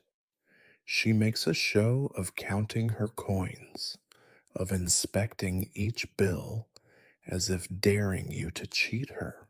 You can never be too careful, she says loudly, meeting your gaze with icy resolve. Around her, others nod, as if this is wisdom, as if you are a snake waiting to strike. By midday, you hear a new story. Someone claims to have seen you sneaking out at night, meeting with unsavory types. Someone else adds that you were overheard plotting with strangers, or that you were counting gold by candlelight when the rest of the town went hungry. Each tale grows more elaborate, more poisonous, with every retelling. The truth is irrelevant. All that matters is that it wounds. You try to drown it out in work, in numbers and ledgers, and the endless routine of banking, but the voices bleed through the walls. At lunch, your food tastes of bitterness and bile. You chew tough bread while outside laughter rises and falls, a chorus of accusation. You remember when you first arrived, when you still believed that respect could be earned by honesty and hard work. Now you know better. Here, reputation is a house built on sand, washed away by every tide of rumor and spite. The best you can hope for is to weather the storm, to survive until the next target appears, to become just another ghost in the town's long memory of grudges. Late in the day, the preacher stops by to ask after your soul, but you hear the real question in his voice. He wants to know if the rumors are true, if you really have money hidden, if you are as cold and unfeeling as people say. You offer him a seat, pour him coffee, answer his questions with polite lies. He leaves no more certain than when he arrived. As dusk falls, the whispers fade, replaced by the familiar howls of dogs and the hollow ring of boots on wood. But you know the stories will return tomorrow, and the next day, and the day after that. They are as much a part of life here as dust and debt. You close the bank and draw the curtains, hoping for a quiet night. The last sound you hear before sleep is a voice in the street, soft but clear, repeating your name. You wonder what tomorrow's story will be and whether you will survive its telling. You wake to another gray morning, the kind that seeps through walls and bones, as if the world itself is weary of its own rules. There is a summons nailed to the bank door, flapping in the wind, a notice from the mayor or the council or whatever passes for authority this month. The seal is official, the words dense and legalistic, but the meaning is plain. There is to be a new tax, a fresh inspection, another round of forms to fill, and fees to pay. It is not the first such notice, nor will it be the last. You read it twice, 3 times, as if repetition might make it less absurd. The language is tangled, the penalties harsh, the ink is fresh, but the injustice is old. Out here, the law bends and twists to the needs of those who write it, while those who follow it are left clutching empty promises. You know this as well as anyone, perhaps better, since your job is to enforce rules you did not make, to collect debts on behalf of men who have never seen this town and never will. The townsfolk, as always, grumble and curse, but they do not resist. They come to you, waving notices, demanding explanations, as if you had written the law yourself. Some want you to bend the rules, to overlook a debt, to fudge a figure or sign a waiver. Others simply want someone to blame. You give them patience you do not feel, listening to their outrage as if it matters. In truth, you are just as powerless as they are, caught between the distant hand of authority and the immediate threat of local anger. You recall the last visit from the tax collector, a city man in fine boots, his coat too clean for this place. He asked questions you could not answer and demanded paperwork that does not exist. When you could not satisfy him, He threatened fines and closures, the threat as impersonal as the clink of coins. His parting words still echo: compliance is your responsibility. The consequences are yours alone. You nodded and watched him leave, knowing that nothing you did would be enough. Sometimes the sheriff comes by, his eyes darting to the shadows as he delivers new edicts from the mayor or the council.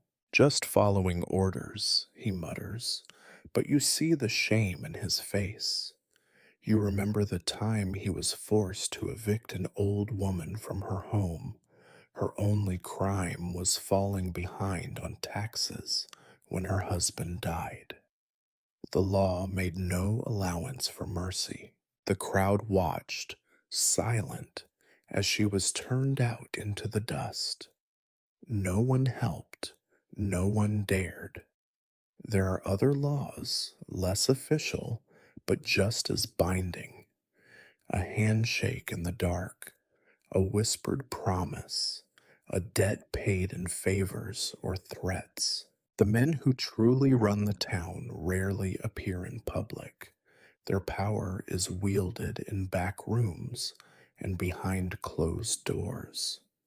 When disputes arise, it is not the law that decides, but the strength of a man's friends, the sharpness of his memory for grudges. Justice, here, is a coin with only one face. You have seen what passes for a trial in this place: a room filled with nervous laughter, a jury of neighbors who pretend to listen, a verdict decided before the first witness speaks. Once, a man was accused of stealing a horse. The evidence was thin, the motive unclear, but the town had been restless, hungry for blame. He was found guilty, dragged from the room, and beaten before the sheriff could even announce the sentence. Later, it was discovered the horse had simply wandered home on its own. No one apologized. No one cared. Even your own position is precarious. The rules that protect you are as brittle as the paper they are written on. One bad week, one missing coin, one rumor whispered in the right ear, and you could find yourself outside the law, stripped of any protection. The townsfolk would turn on you as quickly as they do on one another. The sheriff would shrug, the mayor would look away, and the law would fold itself around the new reality as if it had always been so. You sign the new forms, pay the new tax, file the new notices in a drawer already swollen with past injustices. Each document is a reminder that order, here, is an illusion, maintained by those who benefit from chaos, enforced by those too afraid to question it. You wonder how many other towns suffer the same way. How many other men like you fill out endless paperwork for a system that only tightens the noose? When the townsfolk leave, muttering curses and empty threats, you look around the bank and feel the weight of every law, every rule, every arbitrary command. You are their servant and their jailer, their scapegoat and their shield. The authority you wield is borrowed, fleeting, always at risk of being revoked. Outside, the sun is bright, but the shadows are long. You watch the sheriff walk by, head down, boots dragging, another man trapped by a system that only pretends to care. Injustice, you realize, is not just a flaw in the system, it is the system. And you, for all your effort, are just one more cog, grinding away at the hopes and lives of everyone around you. You close the bank for the day, knowing that tomorrow will bring new laws, new demands, new burdens to bear. You wonder if it is possible for things to ever be different, or if the weight of injustice is simply part of the price you pay for survival on the edge of the world. By the time the last of the townsfolk has shuffled home, the bank is heavy with silence. The sun slumps behind the western ridge, smearing the sky with the thin, dirty colors of dust and ash. The heat drains away, leaving the air heavy and stagnant. It is the hour that promises nothing, neither the urgency of daylight nor the relief of sleep. You close the ledger with a weary hand, the pages still damp from the sweat of your palm. There is nothing left to do, and yet the thought of going upstairs to your cold, narrow room is unappealing.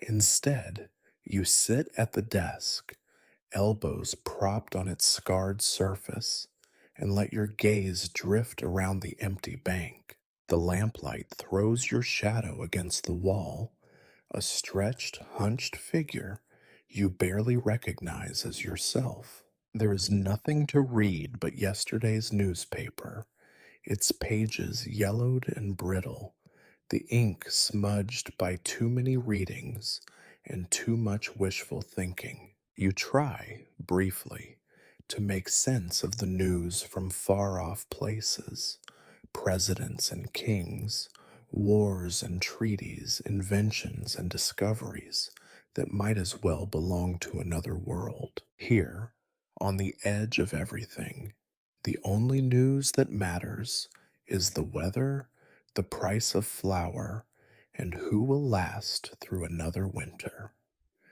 The boredom presses on you, as relentless as the dust. You try to remember the last time you felt genuine interest in anything, the last time a story or a joke or a passing face made you feel something other than irritation or dread. The days blur into one another, each one a faded copy of the last. There are no surprises, no revelations, only the slow erosion of hope. You think about going out, walking the boardwalk, listening to the clatter from the saloon, maybe finding someone to talk to, but you know what waits for you there. The same faces, the same tired stories, the same half hearted games of cards played with bent and greasy decks.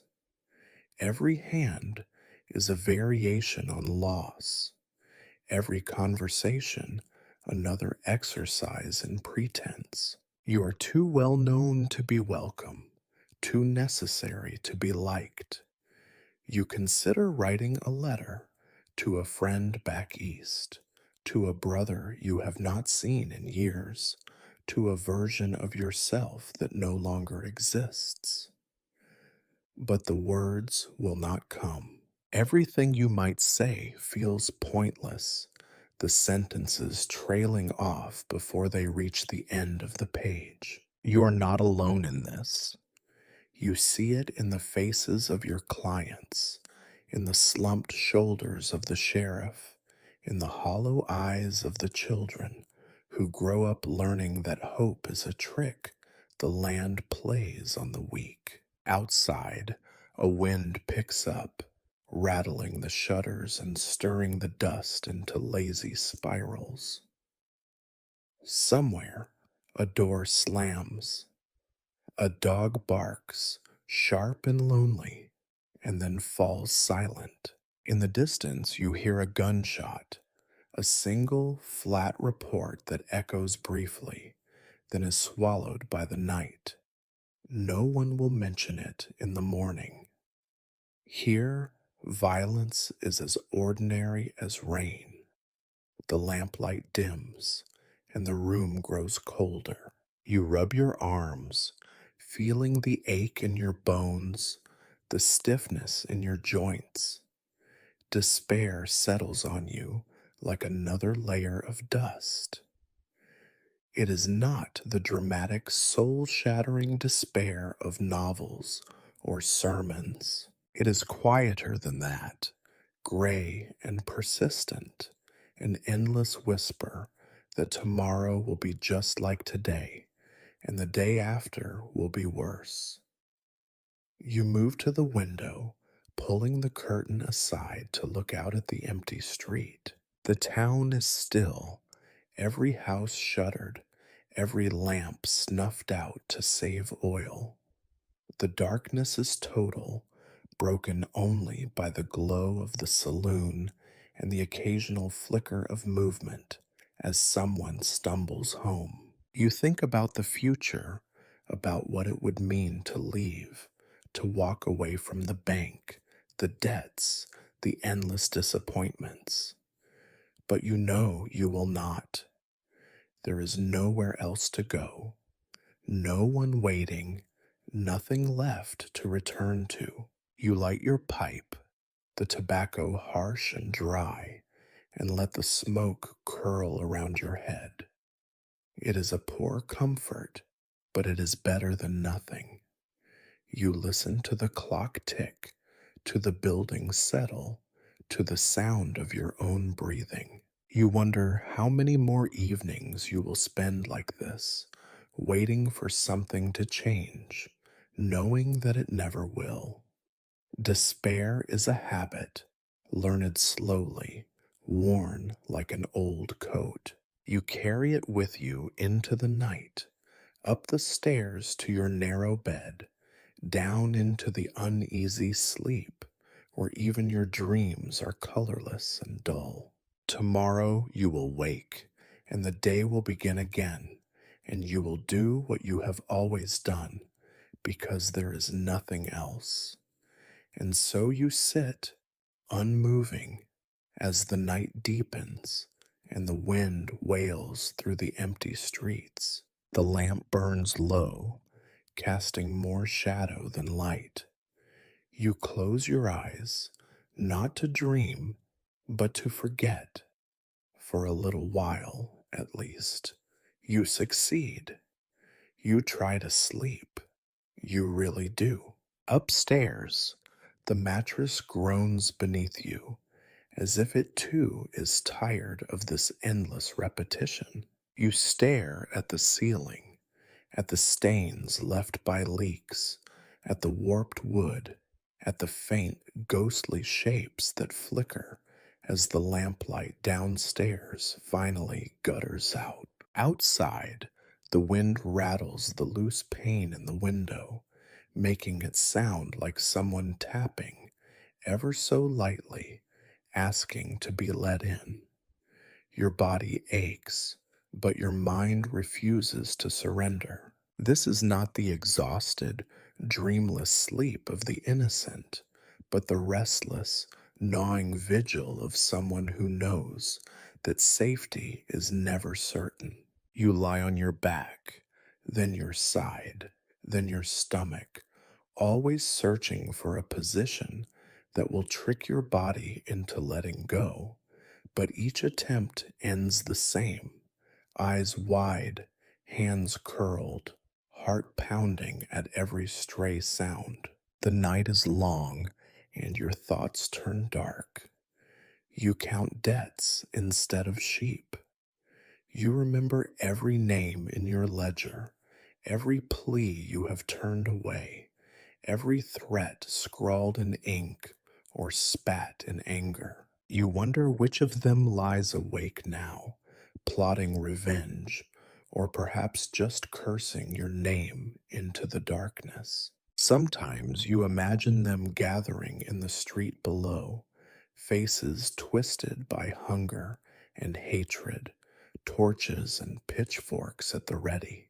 A fantasy, perhaps, but not so far from reality that it does not chill you. You think about what it would mean to die here, Not the dramatic death of a gunfight, the quick, clean end romanticized in stories, but the slow, unnoticed fading that claims most people in this place. A cough that lingers too long, a wound that festers, a slip in the dark, alone and unmissed until morning. Would anyone mourn you, or would they simply come for the safe, the keys, the scattered coins on your desk? Would they say, he got what he deserved, or would your name be lost, one more whisper among many?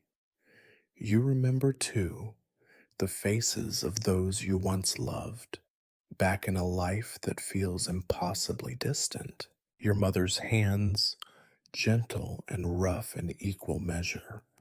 Your father's rare, hard won smiles. The laughter of a brother gone east.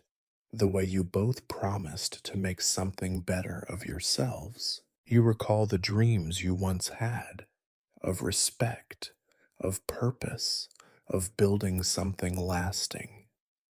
Now you build only barriers between yourself and others, between yourself and regret.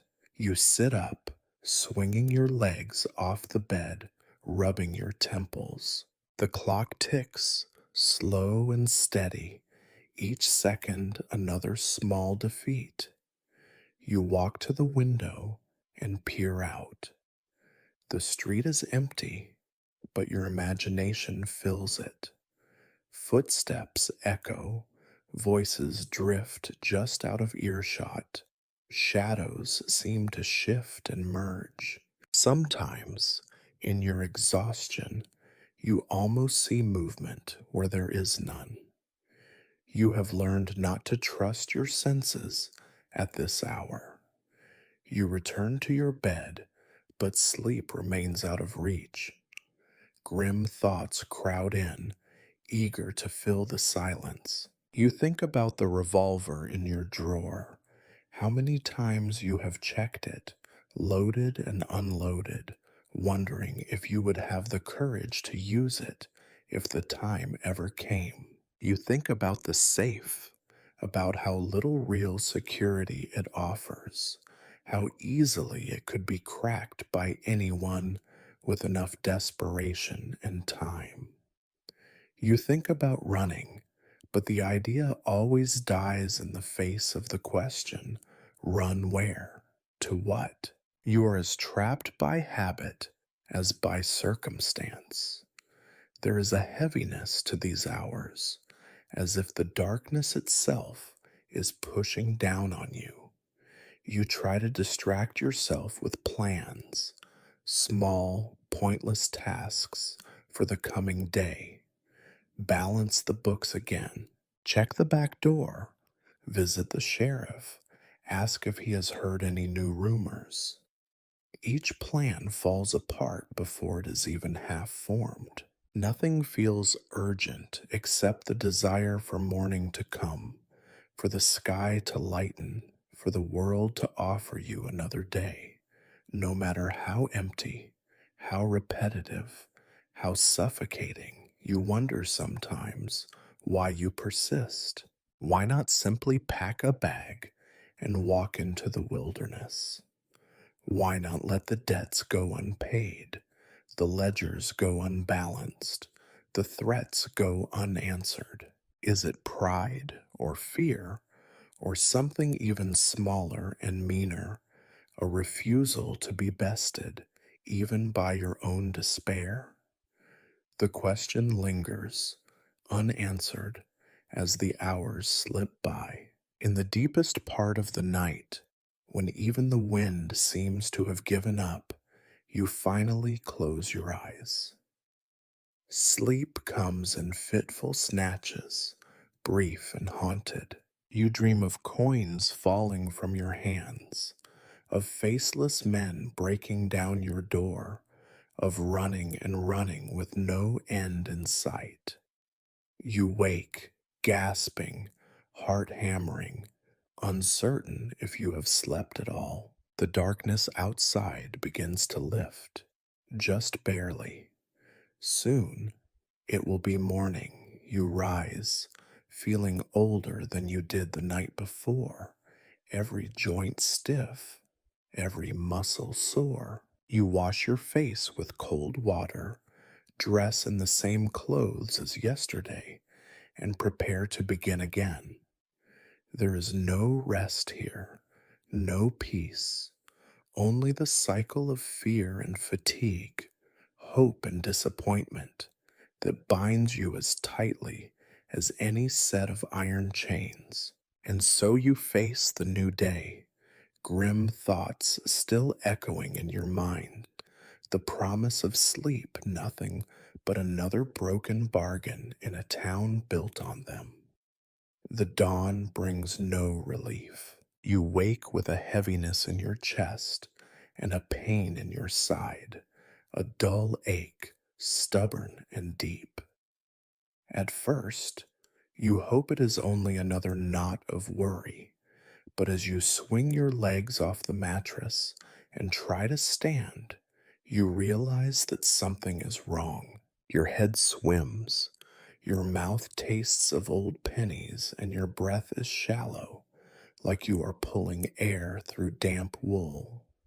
Illness is no stranger here. You have seen it wear many faces: coughs that linger through the summer, fevers that burn up children and old men alike, the slow wasting away that leaves a person only a shadow of themselves before the end.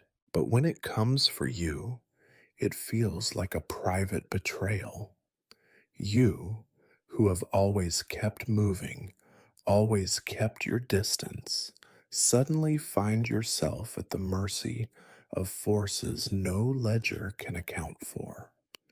There is no real doctor in town, not anymore. There is Doc Hayward, but everyone knows he is as much a drunk as a physician.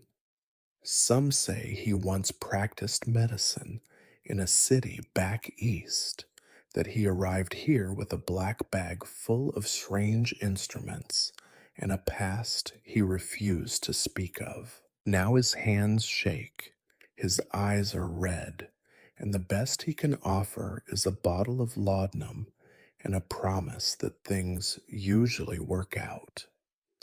You consider sending for him, but pride keeps you in place. You tell yourself it is only a chill, that you will shake it off with strong coffee and a splash of cold water.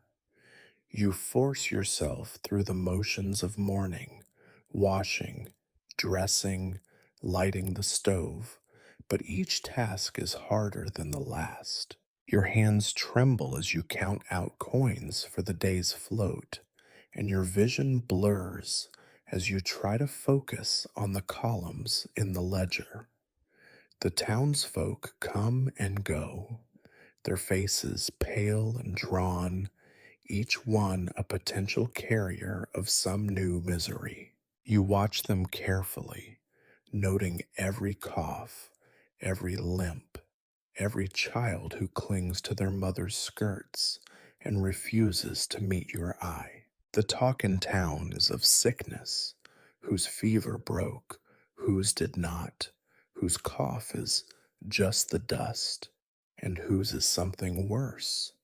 You hear stories of a farmstead out past the ridge where half a family was lost in a week. The preacher says prayers, the women boil water and hope for the best, and everyone pretends that this time, maybe, it will pass them by. You know better. Sickness here is as inevitable as rain. It moves through the town like a shadow, touching every house, every bed. The strong grow weak, the weak disappear, and the rest carry on as best they can. You remember the last real outbreak, when the school was closed and the church was full of coughing, feverish bodies. The memory leaves a bitter taste in your mouth. By midday, You are shivering, though the sun is hot outside. You wrap yourself in a blanket, the revolver heavy in your lap, and try to focus on the accounts. The numbers refuse to settle. You lose track of simple sums, misplace coins, forget names you have written 1,000 times. The world shrinks to the four corners of your desk and the pounding in your head. A neighbor stops by, Mrs. Bartlett, who lost her husband last year to a wound gone bad. She brings you a jar of broth, says she heard you were looking peaked. You thank her, but the broth turns sour in your stomach, and you struggle to keep it down. She offers to send for Doc Hayward, but you wave her off. You cannot bear the thought of his pity, his shaking hands. You think of your own mortality more often now. What would happen if you died? Who would lock the safe, balance the books, endure the town's resentment? Would the sheriff take over, or would someone else step in? A man hungrier, more ruthless, more willing to bend the rules. You wonder if anyone would miss you, or if your absence would be noted only in the silence of the bank and the confusion over unpaid debts. You try to rest in the afternoon, but sleep is broken by fits of coughing and flashes of fevered dreams. You see the faces of the townsfolk, twisted and distant, calling your name, asking for things you cannot give. You wake drenched in sweat, the blanket tangled around your legs, the taste of blood in your mouth. As evening falls, you light a lamp and sit by the window, staring out at the empty street. The world is blurred at the edges, every sound distant and slow. You hear laughter from the saloon, the bark of a dog, the low drone of voices drifting on the breeze. It all feels impossibly far away. You consider writing a will, but the thought exhausts you. What would you leave behind, anyway? A few coins, a stack of ledgers, a legacy of resentment and mistrust. You remember your parents, lost to sickness in another place, another time. You wonder if you will go as they did, quietly, without fuss, another casualty swallowed by the land. Late in the night, as the fever breaks and you shiver in the cooling air, you admit to yourself how fragile everything is. Not just your health, but the whole web of routine and responsibility that keeps the bank and the town lurching forward. There is no doctor to cure what ails you, no medicine strong enough to banish the sickness in your blood or the gloom in your heart. You are as alone in your suffering as you are in your work. Tomorrow you will rise again, if you can. You will count the coins, lock the doors, face the suspicion and the scorn. You will carry the memory of this night with you, the knowledge that even the strongest can be brought low, that help is never closer than the next prayer or the bottom of a bottle. Here, sickness is a private trial, endured in silence, witnessed only by the indifferent walls and the darkness pressing in from all sides. The first gray streaks of dawn seep through the warped window frame, dragging you up from another night of fractured, feverish sleep. Your mouth feels stuffed with cotton, your tongue thick and sour. You cannot say if it is the remnants of sickness clinging to your flesh or the memory of last night's whiskey burning in your veins.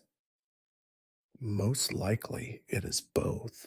Out here, every affliction compounds the next, misery stacking itself until you are uncertain where one ailment ends and the next begins.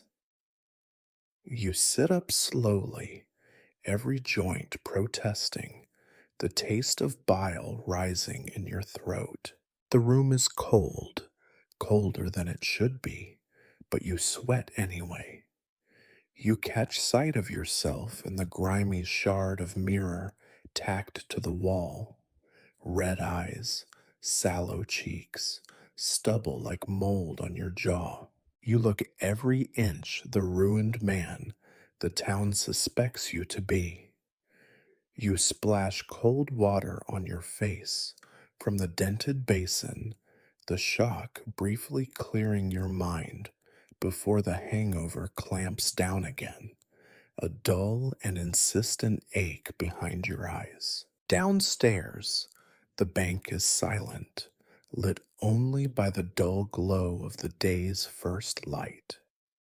Dust motes drift in slow spirals through the air, each one catching a glimmer before vanishing into shadow.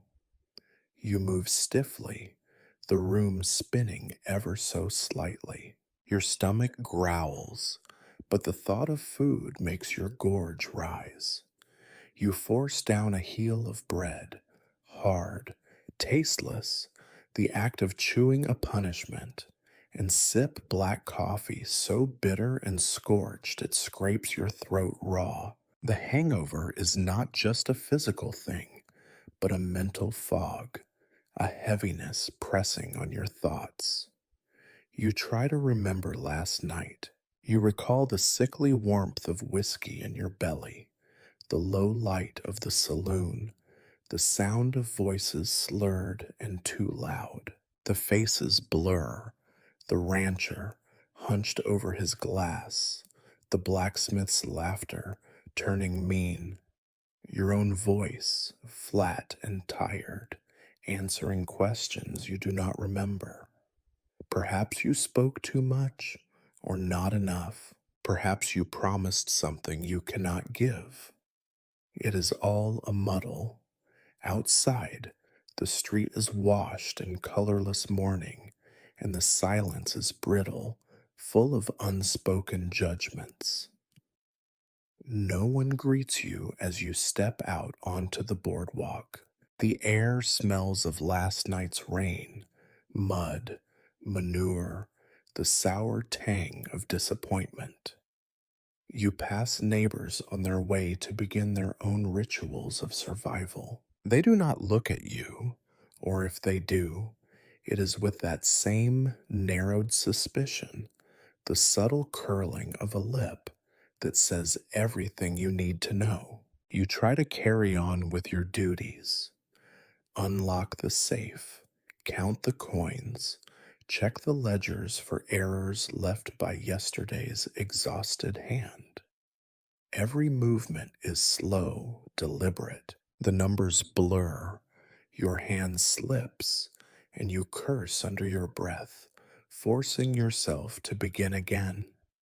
You tell yourself it will pass, this sickness, this weakness. But you know the truth. Each morning takes a little more from you than it gives back. Clients come in, their voices too loud for your throbbing head. Their demands are the same as ever: extensions, loans, explanations for debts that will never be paid. You nod, sign the papers, try to keep your irritation hidden, but it leaks out around the edges. A woman recoils from your sour breath. A man notes your trembling hands, and you see it in their eyes. The banker is slipping. The banker is failing. Mid-morning, the sheriff stops by. He takes one look at you, his own eyes bloodshot and rimmed with fatigue, and offers no pleasantries. "Rough night?" he asks. You do not bother to lie. He grunts, the corners of his mouth twitching in something not quite a smile, not quite pity. You talk about nothing: weather, rumors, the stranger seen loitering near the general store, but both of you are too tired for pretense. The day drags on, the hangover fading only to be replaced by a deeper exhaustion, the kind that seeps into your bones and makes every thought an effort. You eat nothing more until evening, just coffee and water, and the hope that your stomach will someday forgive you.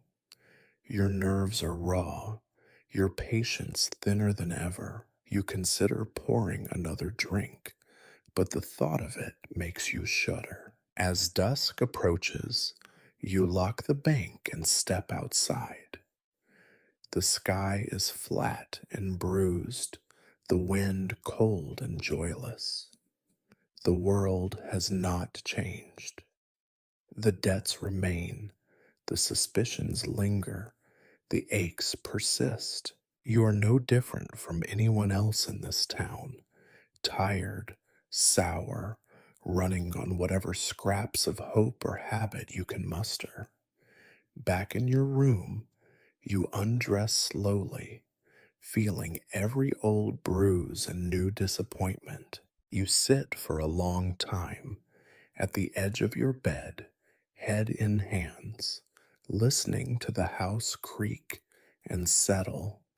There is no peace, not in this town, not in your bones, not in the pale, unforgiving dawn that will come again tomorrow. You lie down, staring at the darkness above, willing yourself to sleep, to forget, to wake and do it all again, because that is what life has become: a hangover of days, a headache that never truly passes, a cycle without end.